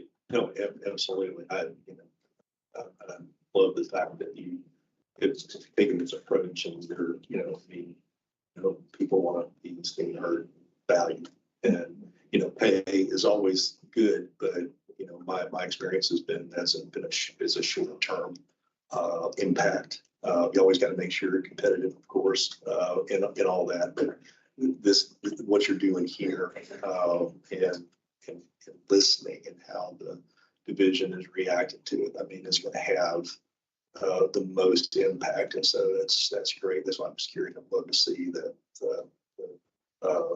and continue to look at the numbers, the turnover numbers, especially at the entry level pieces of it. So thank you. Yeah. Career Path started beginning of December. Nesting program started beginning of February. And the state survey, or you know, the supervisor summit just happened in the past 2 months, and then the survey just got kicked off last month too. So a lot of it's just starting, but really, like you're saying, listening is always the first step, and doing these things is what we see as the top priorities. Okay, I'm going to transition to my bar graphs now. I know I maybe I'll kind of go through these quickly because of time. I know that you mentioned we were you know, close there. So unduplicated families served across all programs is the first slide I have here. You'll see a gradual trend in the downward direction. This looks more dramatic than it really is because of the because of the way that the vertical axis is truncated. You know, I think right now we're down from a peak of during the PHE of about 1.6 million to down to around high 1.3s here. On the next slide, you'll see, and that's you know the result of Medicaid redetermination happening. Renewals beginning again for the Medicaid program. Caseload size again, you know, kind of unchanged, but this, you know, I'd like to explain this a little bit more, and you have to see the next slide too. Sorry, the box is covering up where you would see kind of, you know, I talked about this increase in workers, and you know, you're not really seeing that here on this slide, and it's because of how it's calculated. You know, I put 130 caseworkers in a cross training that we hired for Medicaid redetermination and are now learning how to do SNAP. And that's why you see a drop between December and January instead of a gradual increase. But the way this is calculated is based upon whether or not they're available to accept new work in the system. And I've had a large group of people also working on special project, like an offline team that's doing a lot of work. That's almost 200 people. So I'm going to try to work on this, get it a little, make it tell the true story for my next board presentation. But we have, the big story here is an increase from about 1,500 to 2,100 that's happened over the 2023 is what I'd really like y'all to lead with. On the next slide, I start going into the program. So SNAP issuance, again, the truncated vertical axis of this graph makes it look a little bit more dramatic than it is. We have seen a slight decrease in the SNAP caseload, which I believe is just a return to pre-PHE kind of normal operating. But it's not a very big decrease, and you can see it fluctuates. I actually asked them to stop doing that to the vertical axes, and it was just a flat line, so it said nothing. So I let them. I'm keeping the truncated thing to show the variances, but just want to always have the disclaimers there. But no big changes here in SNAP issuance that I would highlight for you. On the next slide, you'll see SNAP families. You kind of see this one's not truncated, so you can see it is pretty flat, slight decrease over a full year's span, but nothing that I would highlight as a big change in the program. I'm going to transition to one more. This is still SNAP applications and renewals on the previous slide, sorry. And just we continue to see a high workload in renewals, and that has been our focus as well with the workforce there. Next slide, we'll transition into Medicaid. As I said, Medicaid redetermination got kicked off in the April-May time period of 2023, and we've seen a gradual decline as people come off of the Medicaid program that were held in that renewals didn't happen for three years, so none of this is unexpected. But you are seeing kind of what you can't really, you'll start to see, down here towards the far right side, and I believe in subsequent presentations, you'll see that it's kind of tapering off. We're seeing in the months of December, January, February, and even now March, a lot of folks have been, because our clients are in multiple programs, have been an early decision has happened. So we've automatically renewed. I just saw the numbers for March. We renewed the Medicaid cases for 140,000 of our batch of 250 people early because of their SNAP or TANF renewals. So we're seeing that those numbers kind of tail off a little bit as we get to the end. Medicaid redetermination will be over. At the end of May is when we have to be done processing that cohort's renewals, but the last batch will actually be initiated in 10 days. So that's that process is seeing its way or coming to a close and back to normal operations there. Next slide is total Medicaid applications process. This has remained unchanged. Back in October of 2022, that has kind of fallen off the chart here, but we used to see about 50, 60, 70,000 applications per month. But during the Medicaid redetermination process, it's remained above 150,000 for most of the time period, which is a significant increase in the amount of work. We try to tell folks, don't reapply, submit a renewal. That's different. You have to wait for your time period to do the renewal, but we've been getting a lot of duplicates from that process, which is, we do whatever we can to message around that. But I think, the increased public awareness campaign that we're doing, which I spoke about in our last meeting, has really, and federal government's doing it too, and community partners have been raising awareness too, has just driven a lot of traffic this direction. More applications. On the next slide, I'm switching to TANF now, which is fine. TANF issuance has gradually declined over time as well, truncated vertical access so you can really see the changes. On the next slide, you'll see that the total population really hasn't declined too much. We started the resumption of work requirements in 2022, actually, which has fallen off here. You did see a bigger decline when that happened because we had suspended the work requirements with the TANF program temporarily, but that with the end of the state public health emergency, that ended and you saw a more dramatic decline. But this has just been gradual, I would say, and I don't have no major changes to the program to highlight here. I think the next slide shows TANF applications, approvals and denials. with those denied application numbers being very high. And that, again, I think I said this every time, but just to repeat for everyone, the number of denials is a product of us having an integrated eligibility system and being very easy to apply for all programs at once.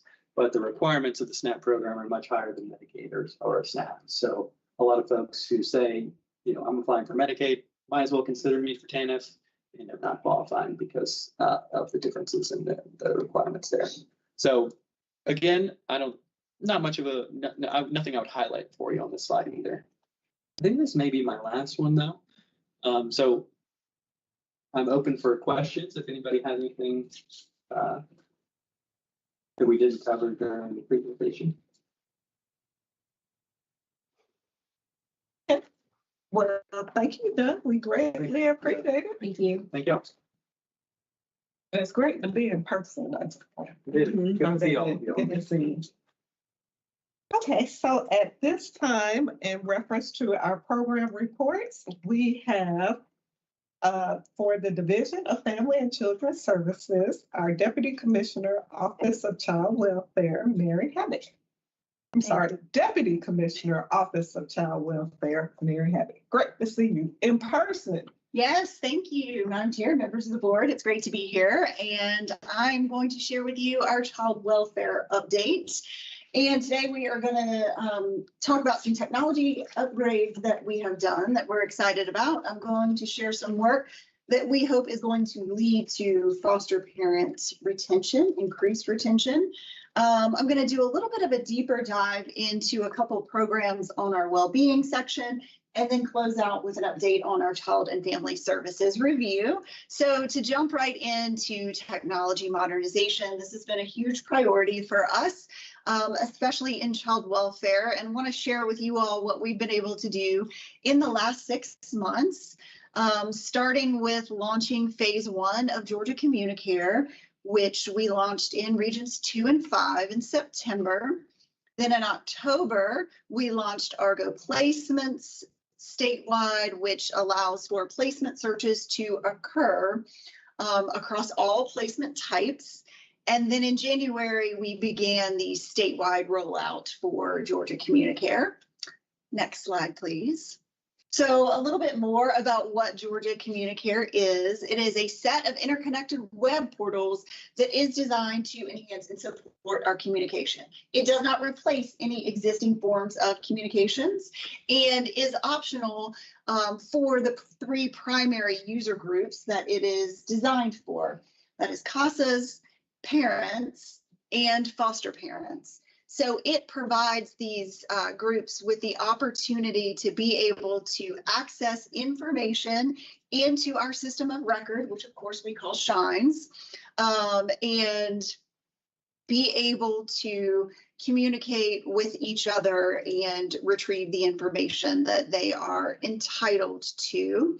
So we began our statewide rollout in January, and we have already completed onboarding. We did it by district in North District and Metro, and we are in the process of onboarding South District and are really wrapping that up. We onboarded all of our foster parents in South District right before the AFPAG conference just a couple of weeks ago. And very excited about the last thing here. We are preparing for the mobile app for Georgia Communicare. So it is ready. It has already been pushed out to all of our agency staffers' phones. We are just doing some kind of final touches on it before we start sharing that across the board. Next slide, please. Quick question on Communicare from Lacey Tippins, Region 11. Our guardian and court-appointed guardian ad litems, have y'all considered adding them to that portal as well? They are not part of the portal right now. And, that's something that we can consider and talk with our general counsel about. Of course, those folks have been very involved in this whole process and making sure that each of these parties have access to the information that they're legally entitled to out of SHINES, but nothing more, right? So getting that right balance of giving them everything they should have, but not sharing anything that they shouldn't see. out of our system of record. So this, as I said earlier, does not replace any communication, but really helps streamline it, because in order for these parties to get this information, otherwise they have to reach out to the case manager, right? And the information, then wait on the case manager to get the information to them, and realistically call it backlog, right? Where this is on-demand access at any time that is, good for the parties. Next slide.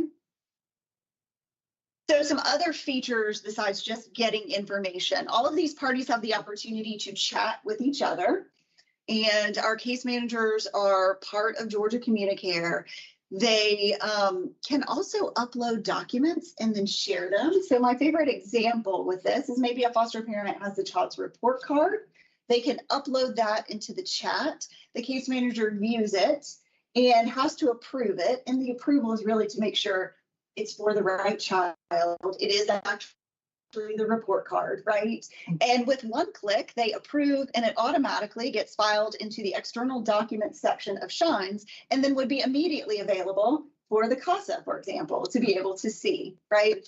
And that's a much more efficient process for our case manager to be able to get the information into Shines than what currently would exist with scanning and then multiple clicks to get it into external documents. So we are excited about that feature and the calendar appointments and reminders. So the parties can request appointments with each other and then add external folks who maybe don't have access to CommuniCare to an appointment. You could create appointments for visitations, for court hearings, any number of things, and then opt into reminders, including text message reminders. I'm really thrilled about this. I know for me personally, I'm not sure I'd make it to the dentist without plenty of reminders about those appointments. And so we are creating that exists in many other spaces for parents and foster parents and our case managers. So we're really excited about that. And there will be the names and contact information for the case manager, supervisor, and the county director that is available. So if anybody needs to reach any of those individuals, then they certainly will be able to. You also get reminders that, if there's a new chat, you would be notified, hey, someone has chatted with you, so you would know to go in and check the system. Next slide, please. I have a quick question. If it's about CommuniCare, would you rather us ask now? Go ahead. Okay. Kinship placements, will they be? If they're foster parents, then they will have access. But in that 6-month period while they're waiting to go through. Then they would not. Okay. And I guess this capability could be helpful with the photo thing that we were talking about earlier. Absolutely. So the foster parent would just be able to take the photo, the child being the child, and upload it into the system. Yeah. As far as it's not mandatory, right? That will CASAs have to use the system, or once it rolls out in that area, will that be how I know it doesn't replace other communication, but I could see where if some opted, we're not doing that, it could get that mixed, hope deferred kind of feeling of we have this technology, but they're not opting in. How are we going to help kind of put all stakeholders that need to be on there? Well, I think that is going to resolve itself as people begin to use it and see value in it, right? So our statewide CASA folks have been part of helping us design this and been very supportive and, onboarding their folks, right? And getting volunteers onboarded. And the reality is that the only other way for CASAs to get information now is to schedule an appointment with a case manager and then sit with that person and read information from the computer screen. And that's really just not very efficient for either party. And so we're hopeful that because this works so well and it's efficient, that we should be able to. So those things will kind of resolve. Positive. It has been positive so far. I mean, we're still very early into it and, encouraging usage among all the parties. So Argo placements, we launched this statewide in October, and it allows for our staff who need to find a placement for a child in foster care to be able to search for any foster home across the state, whether they are public or private or a group home, by matching the child's needs to the home's attributes. So we are excited about this, and the other feature that it has in that it creates the necessary paperwork electronically. We call that the universal application, right? So this creates that, and then automatically, and it pulls information out of Shines to create the universal application. Otherwise, our case manager would just have to type all of that information into the universal application. So it creates a list of placements that are the best fit, right? And then the case manager reaches out to those placements to see if this is indeed a good match. This is not designed by any means to replace the human element of matching. It is designed to help us start in the best place. But we believe there always needs to be a phone call to determine, is this family and this child, are they the right fit, right?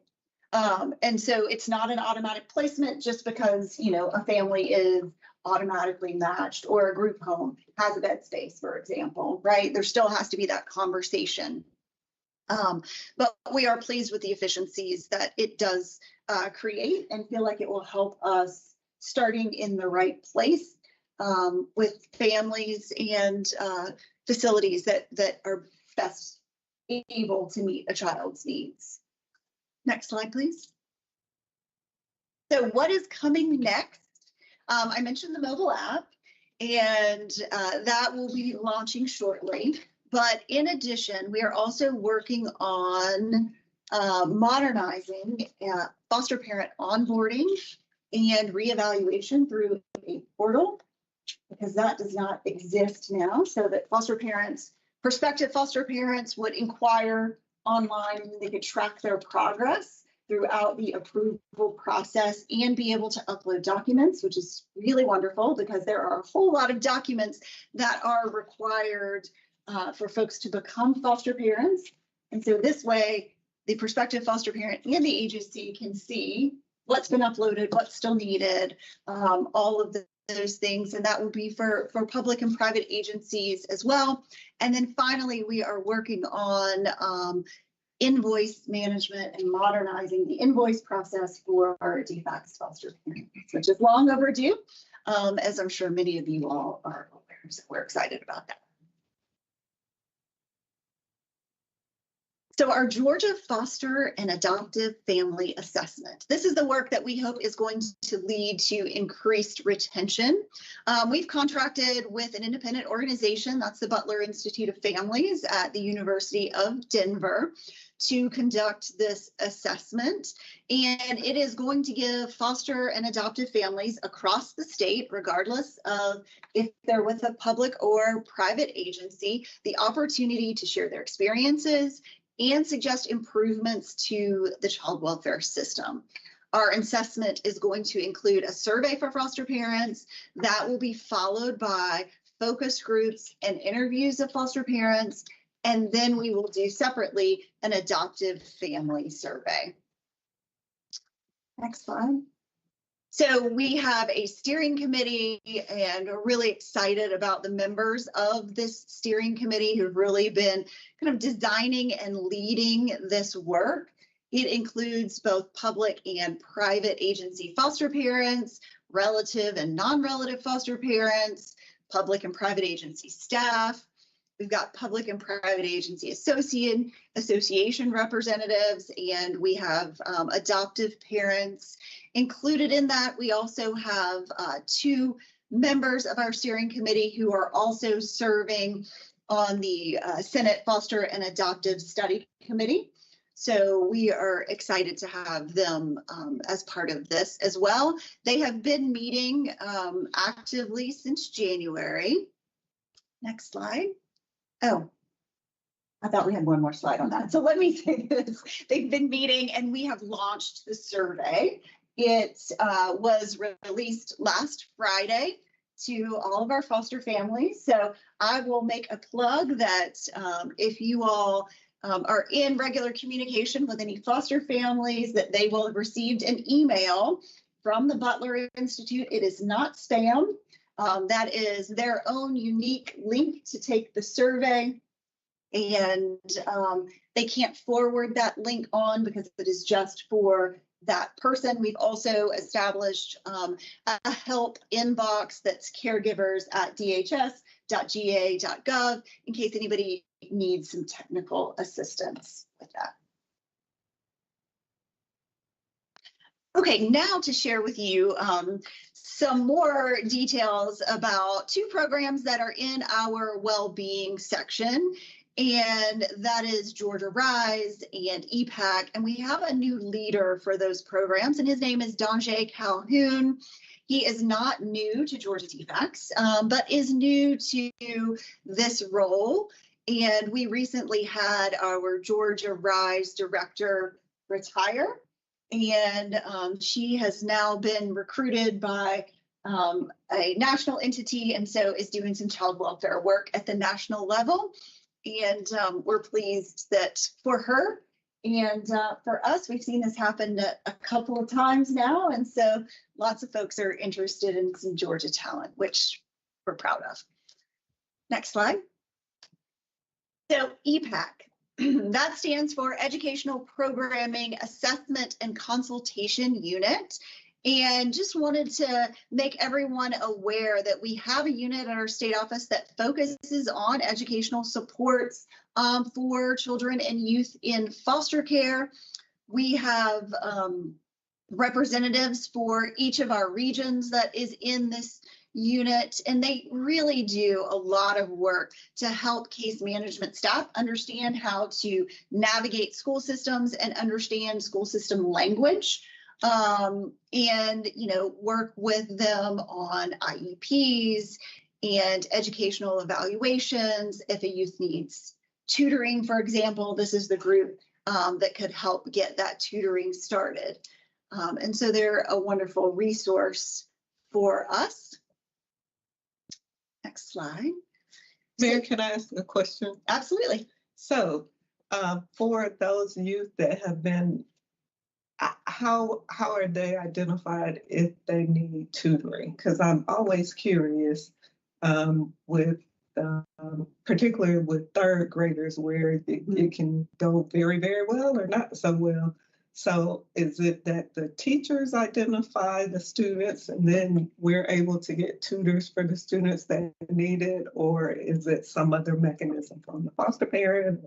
Any of those would be appropriate, right? This unit also does some educational assessments to works with case managers to do that. But certainly if a foster parent identified a need or a teacher identified a need, we want any door to be open to help identify youth that may need additional support. So Georgia Resilient, Youth-Centered, Stable, and Empowerment Program, or Georgia Rise. You may also know this as our independent living program in the state of Georgia. Our youth have renamed it Georgia Rise. And so you may hear those terms kind of used interchangeably, but it provides services for youth who are ages 14 to 21 that are all designed to really prepare them for adulthood. So that could be for, appropriate services. It can be referrals, planning, education, support. And we collaborate with lots of community organizations across the state to deliver these services. And of course, the goal is for our youth to be connected, educated, healthy, employed, housed, and safe upon their transition from foster care, and that it be successful to adulthood. Next slide, please. So in federal fiscal year 22, 78% of youth 18 or older elected to remain in or return to foster care in Georgia. We're pleased about that, but of course we would like to see that be higher, because there is several studies that have shown that extended foster care, or signing yourself back into foster care at age 18, where you can remain through 21, is associated with better outcomes, better education, higher employment rates, increased supports, decreased rates of homelessness post foster care, as well as lower birth rates. Next slide, please. So I also want to share some information with you all about the Education and Training Voucher Program that supports post-secondary educational training needs of youth who have experienced foster care. So to be eligible for ETV, youth must have been in foster care for at least 6 months and in care at the age of 14 or older. So they are not required to sign themselves back into care in order to take advantage of this program. It is designed to supplement rather than replace financial assistance available to older youth in care. And in 2022, 283 students who were in care utilized ETV. And the division dispersed $1.7 million in expenses. And we do that through the Fanning Institute at the University of Georgia. And those expenses were for things like books, housing, computers, tuition, et cetera. So pretty broad range of expenses that can be covered. And, a broad range of universities where students graduate from. So we've got a nice list here of the schools that we had 9 adults graduate from with a bachelor's degree in 2022. Next slide, please. And then, of course, every year, we identify prospective high school and post-secondary graduates by October of each year, and then celebrate those folks at the end of the academic year with a celebration that we call Celebration of Excellence, or COE, as we sometimes refer to it. But it is really an opportunity to highlight and celebrate the youth who will graduate that year, either with their high school diploma or a GED, or who will graduate from college. Last year, we celebrated 190 students. The Celebration of Excellence is a multi-day event, and most of it is focused on the youth and helping them get ready for their next step. But there's always a luncheon that is an opportunity to honor and recognize those folks. And I wanted to share the dates of that with you because we have those now. So it's going to be in June 25th through the 27th, and then the luncheon is the 27th. And I'll make sure that you all have a calendar invite so that you can hold that date if you would like to join us on the 27th. And I will just like to add at this point, I hope that all of our board members will attend this on June 27th. And so it would be a great showing of support if we could all attend and actually attend the 2-day event, but definitely the luncheon. Definitely one of those events that is a bucket filler, and you get more out of it every time I do. I'm always really inspired and enjoy the opportunity to celebrate them. Next slide, please. So I wanted to share some updated data that we have received. These are our statewide child welfare data indicators that are produced by the Children's Bureau. And we get these twice a year. So this is the data from August 2023. We did not receive it until January, however. And that is because the Children's Bureau requested more data elements from each of the states, and that started back in the fall. And so there was some delays now that we had more data to send them and then being able to receive it. And so that was not just a Georgia thing, but across the board that created this delay. I've shared this information with you before, but wanted to just kind of update and share where we were performing, because this shows how we perform versus other states. And so we are performing better than most states in both of the safety outcomes that they measure, those being maltreatment in care and recurrence of maltreatment, as well as in placement stability, which is one of the permanency outcomes. We are performing about the same as most states on reentry into foster care, and then perform worse than most states in the permanency outcomes. And so those are broken down into cohorts based on length of time in care. So the first one is permanency within 12 months of entry into care, permanency within 12 months for those folks that have been in care for 12 to 23 months, and then permanency within 12 months for children who have been in care over 24 months. And then our Child and Family Services review, to kind of give you here a timeline of where we are. We are in round 4 of the Child and Family Services review. Each of the rounds last approximately 4 years. And Georgia, in each round of the review, is a state that is reviewed in the first year of the new round. So round 4 has just started, and we are one of the first year states. And so a couple of weeks ago, the Children's Bureau came to Georgia and spent a whole week here and interviewed stakeholders across the board, all kinds of stakeholders, right? So foster parents, youth who are in care, community partners that we work with. They interviewed judges and child attorneys, almost all of the partners that you can think of. They interviewed staff. They had the opportunity to interview. We are also in the process of doing our case reviews.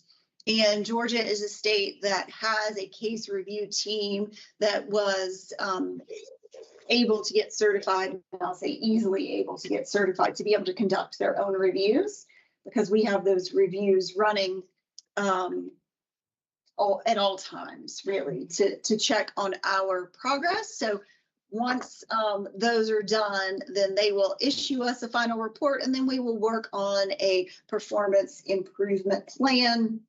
After that is developed, then we will work on the implementation of that performance improvement plan. So this is at a glance view of a very complex and long process. I wanted to share with you just a couple of highlights on the next slide from our stakeholder interviews.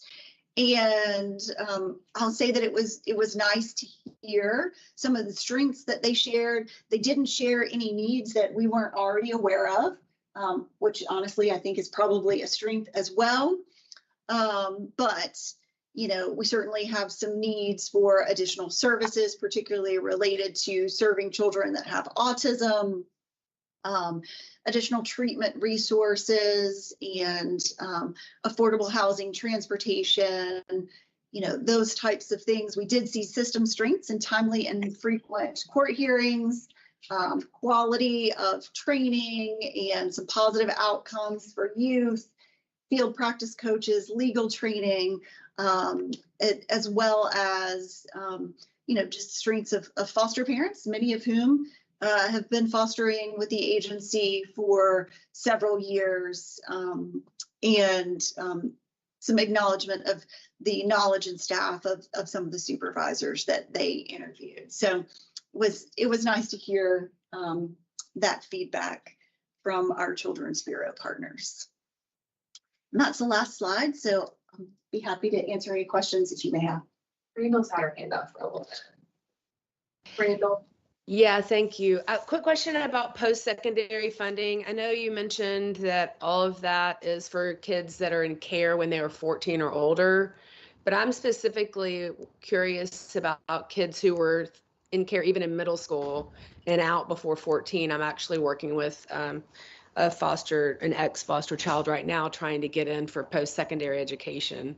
And I'm curious about how we offer resources for kids who are younger than 14 when they left foster care. So we don't have any federally funded resources that are available for that population. However, I think tapping into some of those supports and connections that we have in the post-secondary education community, those folks may be aware of some resources that we don't know about that could be supportive. And I'm happy to get you connected to some folks that could do that. That'd be great. Thank you. I'd appreciate that, Mary. Uh-huh. I have a few questions. Bear with me. I'm guessing you would rather me just ask them now than email. That's probably not fun. So I'll go as quickly as possible. Going back to the Argo placements, are we looking at all, like when Argo placements, like are selected through Argo, the disruption rate, like is it, like if it's a good Argo placement or suggested through Argo, then are we tracking disruption rate? Or is there an idea? I know it's relatively new, but is that something? Yeah, we can, absolutely, right? So we can track anything through Argo placements. And so we can certainly look at that. And I think it'd be a good idea to do it and compare it, to placements that maybe weren't made through there and see if we could see a difference. Right. I think it's a great idea. Okay. The second one was when you mentioned foster parent onboarding and reevaluation through a platform. Is that Family Match or a different resource? It's a different resource. Okay, that's helpful. In all of these that I'm super excited about around the technology, I'm wondering if there's any efforts around, which I know this is a big ask, but phones or computers for our foster parents, because I know even just locally, like some of the ways that we've tried to streamline communication in our efforts, a lot of them have outdated, computers or phones that are not going to be able to get a new app or the ability to even take, take photos or scan a document. So I don't know if I would love to help with that, trying to find partnership in those areas to say, hey, if you need access to better technology to be able to participate in these things, that should make your job a lot easier. If there's opportunity for that, happy to help. Yeah, that'd be great. We don't have a plan in place for that yet, but related to that, it is one of the reasons that we made sure to add the text messaging feature onto Communicare. And we were primarily thinking at the time maybe about parents that may not have internet access, even if they did have a phone, right? So we wanted to have that option as well, because we do hear a lot of communication happens through text message with parents, but certainly open to some more conversation about that and ways that what we might be able to do. Let's continue that conversation. And then I know you mentioned with the Butler Institute, how long is that survey gonna, what is the time frame behind this? And I may not have said it, it's gonna be open for 4 weeks. Okay, so, okay. And I was just gonna say, I thought already had great outcomes, at least in my area. Initially they thought something was wrong, which I think indicates kind of what our communication has been in the past, which you're aware of, right? So oh my gosh, what is this about? Am I in trouble? And then when we said, no, this is just because they want to hear from you. I really encourage you to do it, number one, but then also be very honest. This is an intentional effort to really get to know your needs. And it was oh my gosh, just to have the opportunity, I think has already spoken volumes to them. So thank you. Anxious to hear and see how that goes, but I think it's already been worth the effort. The steering committee for that effort, is there regional representation? I'm guessing probably, or how was that committee put together? I don't know that there's regional representation. You mean from every region? Is there a representative? No, there are 20 people or almost 20 people that are on it. So, certainly with intention of making sure that there was a good diversity in geographic perspectives, right? But also with positions as well. Lastly, around the training vouchers, is it ETV? Yes, education training vouchers. So I heard that money comes to the Fanning Institute, but is there opportunity to expand that?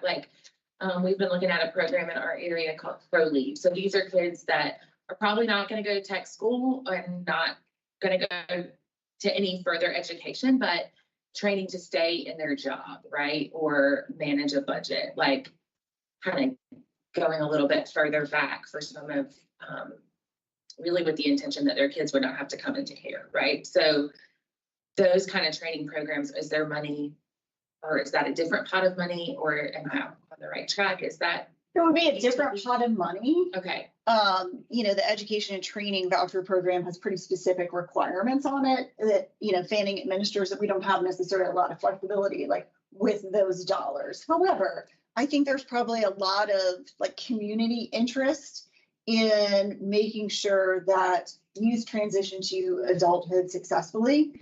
And, maybe the workforce space is the right place for us to get kind of plugged into in order to be able to provide some of those additional supports in local communities. I know I was earlier this morning in a meeting with United Way about some work that they're doing around apprenticeships, right? And they have recognized the need. They're prioritizing youth and care for those apprenticeships. They're all in the Metro Atlanta area right now. Right. But there are plenty of apprenticeships in the workforce development space kind of across the state. But they've recognized the need for social skills training and basic, how to have a job, right? How to show up on time, those types of things that they're wrapping around in the pilots that they're doing. So I think probably some of that stuff exists in other spaces. It's how do we figure out where they are and tap into those. Right. I definitely don't want to reinvent the wheel, but I'm seeing a major gap there because we're recognizing trauma, right? And that we're functioning out of brainstem and we have these gaps in executive functioning, but then we're just like, and do the thing, right? And we haven't filled those gaps. And so we're having to go backwards to go forward. Mm-hmm. And I just didn't know if there was a certain pot of resource that I wasn't aware of, but that's helpful. The last question, and then I'll be done. In Mr. Hallman's presentation, I know we were talking about some of those things like the nesting program and the supervisor summits.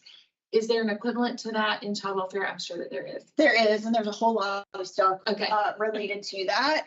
And as he was talking, I was thinking, that might be something that I could talk about at our next meeting and kind of dive in and share like our equivalent of that, because we have a whole bunch of stuff. I figured I would be very interested in that. Yeah. Thank you. Those are Any other questions? Thank you so much. Thank you. And so, have there been any emails or anything in the chat in reference for Commissioner Bruff? Oh, I believe the judge has a question. Yes, let me make sure my mic. You just muted yourself. Sometimes it. There. Okay, Virgil We got you Costley speaking. I wanted to make a perspective here. I've been working in child welfare circles since right before the telegraph was invented. So I have seen many changes in this world. I was a juvenile court judge for over 20 years, helped establish one of the first courts to have a CASA program in the state, worked with the Children's Bureau. And there's three things that stand out to me here so much. First of all, the fact the Children's Bureau is coming down and looking at things, because when my friend Carol Williams ran the Children's Bureau, there was no money for her to come down and do that. And Congress could care less. There was no carrot and stick approach, which there is now. I just think that's amazing.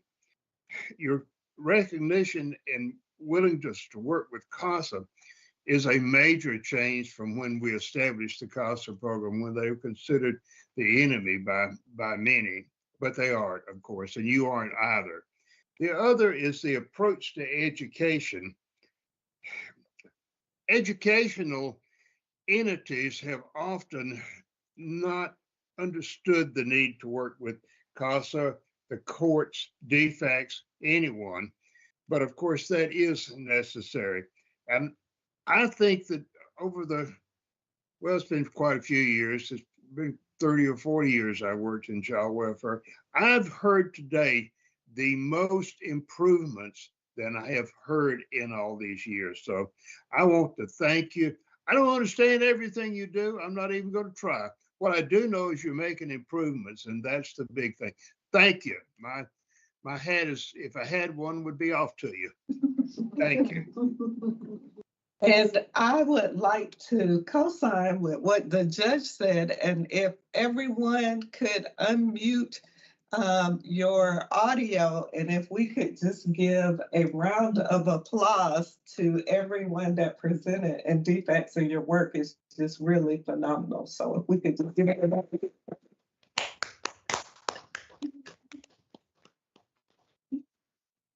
So I'm looking at the time now. It is 12:09, so I'm gonna try to be as efficient as we can. So with that, I'm going to just start a little bit with our discussion about 2024 goals and visions, and then we'll go into the reports. But as we know, in terms of our DFACS Advisory Board, you know, our mission is safe children, strengthen families, and a stronger Georgia. And so I just really want to thank everyone for all of your support. We're all here to do a wonderful job and to make sure that our children are safe, are well, and well-rounded. And so that's what we're going to do for this 2024 year. Our mission is to prioritize the safety of Georgia's children in the decisions that we make and the actions that we take as we partner with families on their path to independence and build stronger communities with caring, effective, and responsive services. So I think, as we all know, everyone that is here is committed, is dedicated. And what I would like to do for 2024, and I really want to just commend Jennifer, because one of the things that our executive meeting that we discussed was more connectivity with the board in terms of where we started, where we are, and where we're going, and going together as a board to help and support DFACS. And so I know one of the things that I'm happy for everyone that is here, and I'm happy for you all that are online, but our next meetings that are scheduled, they're going to be scheduled for May 21st, August 13th, and November 12th, and you all will receive these in the emails. But I would strongly, strongly encourage us, if we can, to all be in person. And that's why we want to give everybody the dates now, May 21st, August 13th, November 12th, so we can have the connectivity. And so we can, you know, be a wonderful board and be as supportive as we can. In addition to that, let me see, what else? Committee reports, regional reports. I will start with that unless anybody has any questions, and I'll just go down and see if we can do this so I can be mindful of everybody's time. Region 2.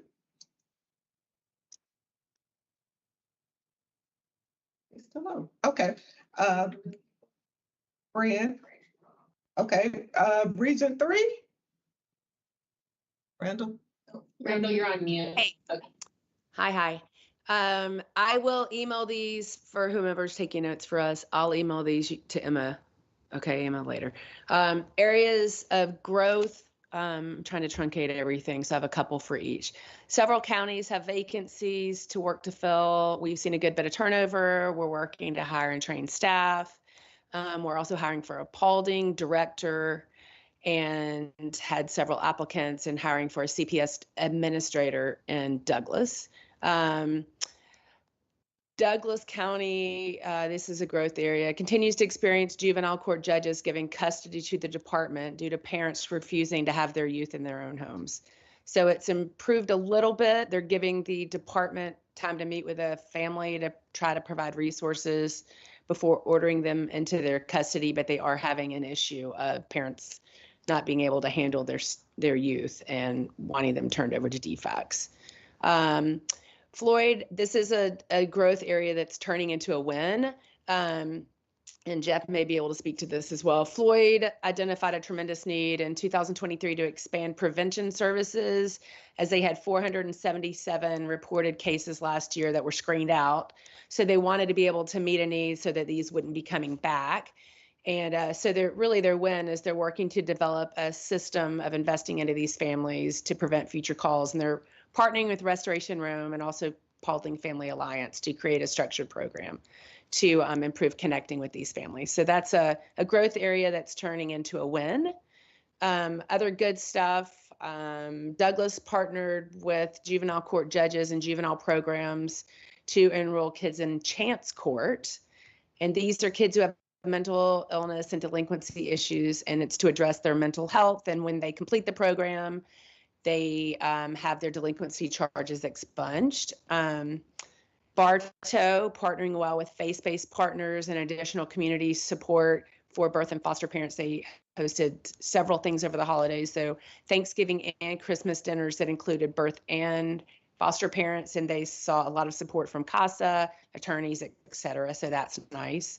And then lastly, I'm just going to share, Bartow is investing, it kind of connects with some of the stuff we've heard today, but Bartow is investing in youth with support of the state ILP team. So they're gathering at the DFAC's office on a quarterly basis, and they're having speakers, and they're teaching to youth financial literacy, mental health awareness, self-care, things like that. So that's pretty much it for the wins and losses. Okay, thank you. Region 7. Well, let me see. Region 6. I don't believe Nancy was on. Region 7.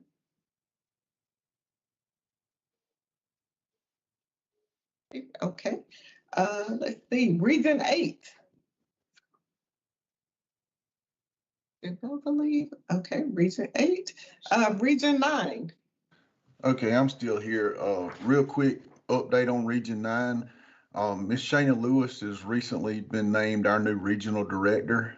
So she's getting a feel for it. She's stepping in, got a lot going on with that. I've been in close contact with her. Really seems like she's gung-ho and got big plans. I'm excited about that. On a good note, there's been no hoteling in Region 9 for the last 4 months. We haven't had any kids in hotels in the last 4 months. I think that's great. Same things that other regions have said. High employee turnover. All the foster homes are currently at capacity. And one thing we've really talked about is the need for foster recruitment, foster home recruitment, just like some of the things we've already said. So nothing revolutionary here or groundbreaking, but just same kind of thing as probably other regions are seeing as well. Thank you. Region 10. Do not believe Tommy was here. Region 11. Hi, Lacey Tippins, Region 11. Nothing really new. As far as a region report, we are having our regional meeting next week, so I may have some more information then, but similarly, high turnovers and struggles with retention. We are in desperate need of foster homes. We have several family. I mean, down here in rural Georgia, we're placing a lot of children up north, and it's causing issues for parents who, can't travel to Atlanta for their 4-hour visitation every other Saturday due to work or whatever. So we're in desperate need of some foster placements more locally. And I will say on Mary's point, I'm a court-appointed guardian ad litem in several counties in my region, and gaining access to the information, the same information that CASA has, there are times I have to call CASA to get information because caseworkers are busy, and clerks are busy, attorneys are busy. So sometimes I find out information from CASA. So if I could have the access to the same information CASA has, it would also be beneficial for us as far as the Georgia CommuniCare goes. Thank you. And Region 12. That's me. As of March 16th, I think we'll finally have all of our county director positions filled, which is huge. That's been a long time coming. So that's big news. We continue to really try to leverage both Promise and then organizations like Hope 1312 in partnership with the department. And a lot of the projects lately that we've been working on together, I feel like have been meeting more of the actual needs of the department versus just perceived needs. Specifically, we had KPICD team come down with global impact around trust-based relational interventions and pulling together in that space various stakeholders. So from DFACS, juvenile court, CASA, the school system, yeah, all in one spot, learning about kind of what could be, and gaining ground there. Cross-sector engagement, which I think has been really helpful in kind of these new county directors feeling supported by their community as well. I think, same stuff, turnover rate with workers being primary, but really trying to look at intentionally, what does that look like to support them and continue in the trainings that are more in practice and instead of in theory. Yeah, and then really working to get what it looks like for the community to step up and partner with DFACS to hopefully get in a spot where we can bring some of our kids home, much like Region 11 so far geographically. It's really hard to push reunification when we're that far apart. So. Thank you. Let's see, Region 13, no. Meredith. Hi, I'm here. Yeah, I'm here. Nice to see everybody. Sorry I couldn't make it down today. For Region 13, we have a new director, Travis Moses, who was a county director for Gwinnett for years. He's fantastic, so I'm very excited to continue working with him, and huge congratulations to him. Some of the things that are happening in Region 13, they continue to have, like many other areas, the large turnover of frontline staff and supervisors, which of course is always concerning. One of the highlights, though, is that Region 13 hosted their first ever realistic job preview day, where they had caseworkers from different areas come and really talk to people who are applying to this position and let them know what the work is really like, to kind of see if it's going to be a match or not. It was extremely successful. So they are going to implement this same type of process for hiring in Region 14. So they're trying to pick out a date in April or May for that. So I definitely appreciated them sharing a challenge, but with an immediate solution that turned out to be really successful. So I'm excited for Region 13. Thank you. Thank you. Well, I'm Region 14, so a couple of updates. We are in the process, DeKalb County, we have a pilot program that is in the works with our juvenile court judge, as well as a trained physician, counselor, and doctor. And the goal and purpose of this is to come up with a program so that our youth are not turned over to DFACS. So there are specific children that are identified. So we're working on that, really excited about that. I think that's going to be instrumental in changing and assisting the way that we operate in DeKalb County. In addition to that, Director Wright has indicated that morale is improving. They're doing better with their retention. They're excited that hopefully there will be some increases. So they're very excited, and they have been partnering with the court over the last year. So that has been going well. Going back to December of 2023, we had our first cocoa and cookies with the courts, where we had a number of children that are in care along with their foster parents. They came, they had a wonderful time, had Santa judges, as well as just a lot of organizations that provided gifts for them. So we had a number of partnerships with the Hank Stewart Foundation, as well as with NCNW, that's the National Council of Negro Women DeKalb chapter. So they provided a number of things for the children, and they just had a great time. One of the things that we're in need of, as with everyone, we need more foster homes, and hopefully hopefully there's a campaign in the works, or that we can work on to encourage people to foster and foster to adopt.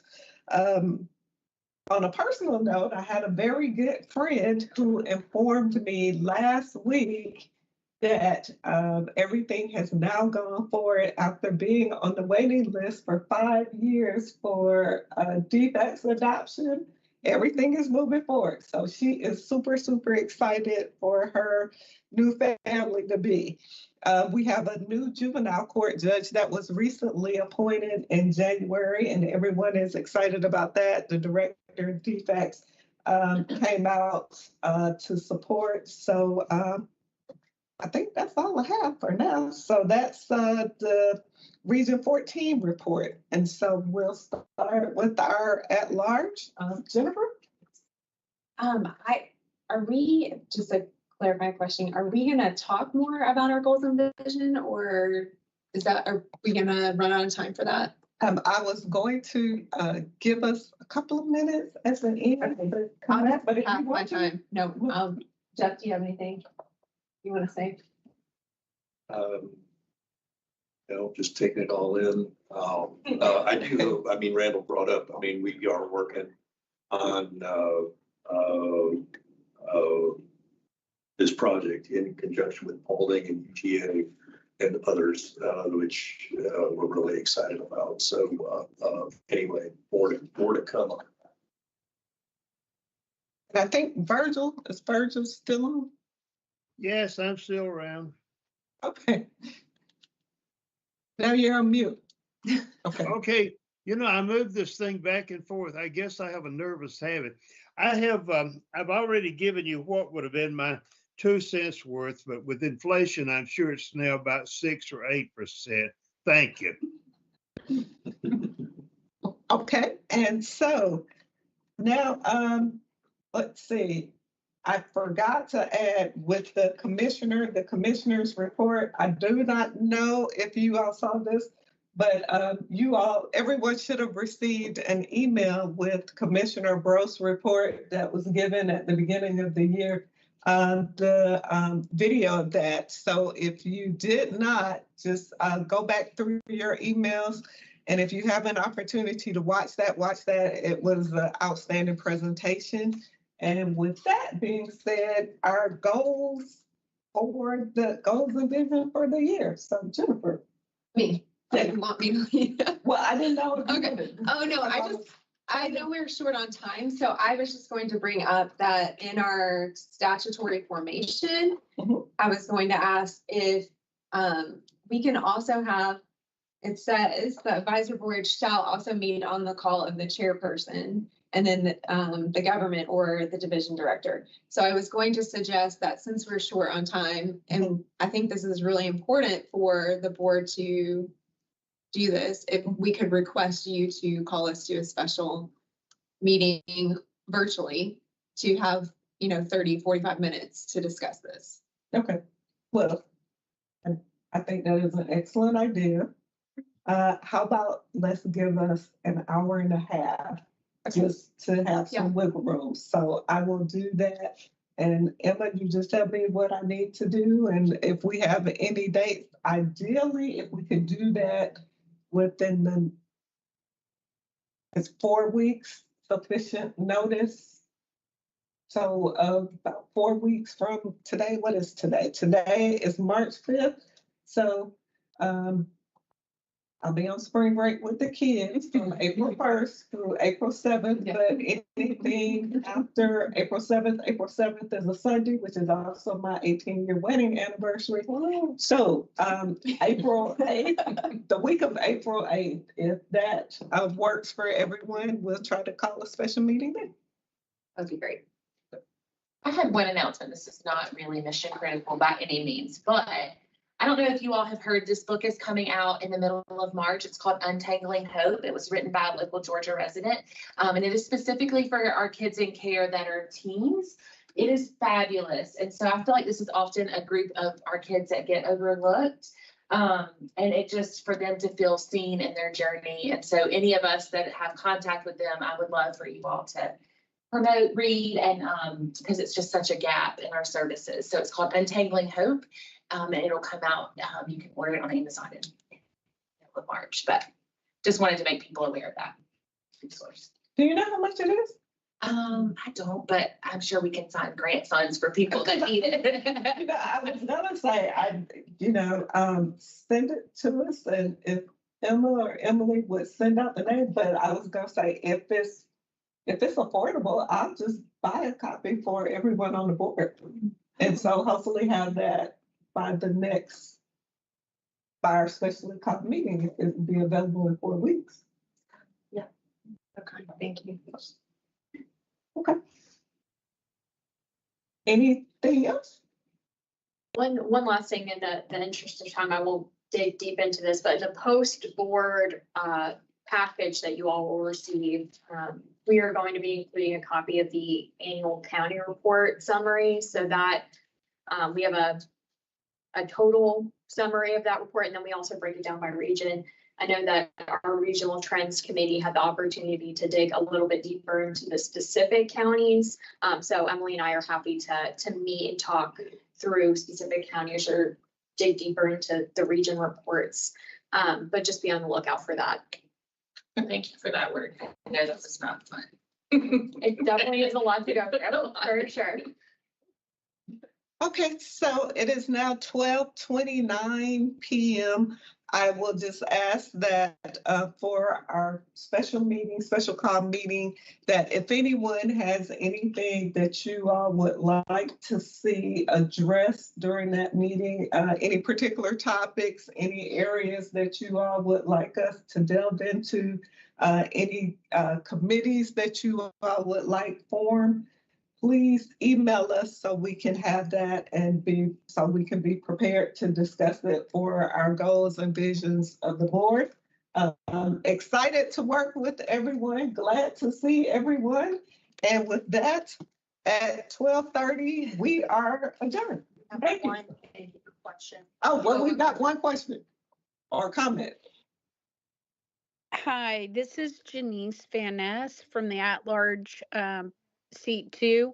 I just really wanted to say a thank you to all of the staff members who helped put these meetings together, especially Emma, who has gone above and beyond and probably been one of the most consistent people for notifying us of meetings and things like that. So just hats off to all of you for your hard work and organization skills to make these board meetings so effective. I really appreciate it. Thank you. Thank you. So everyone, stay safe, stay wonderful, and have a wonderful, wonderful, blessed week. So see you all soon.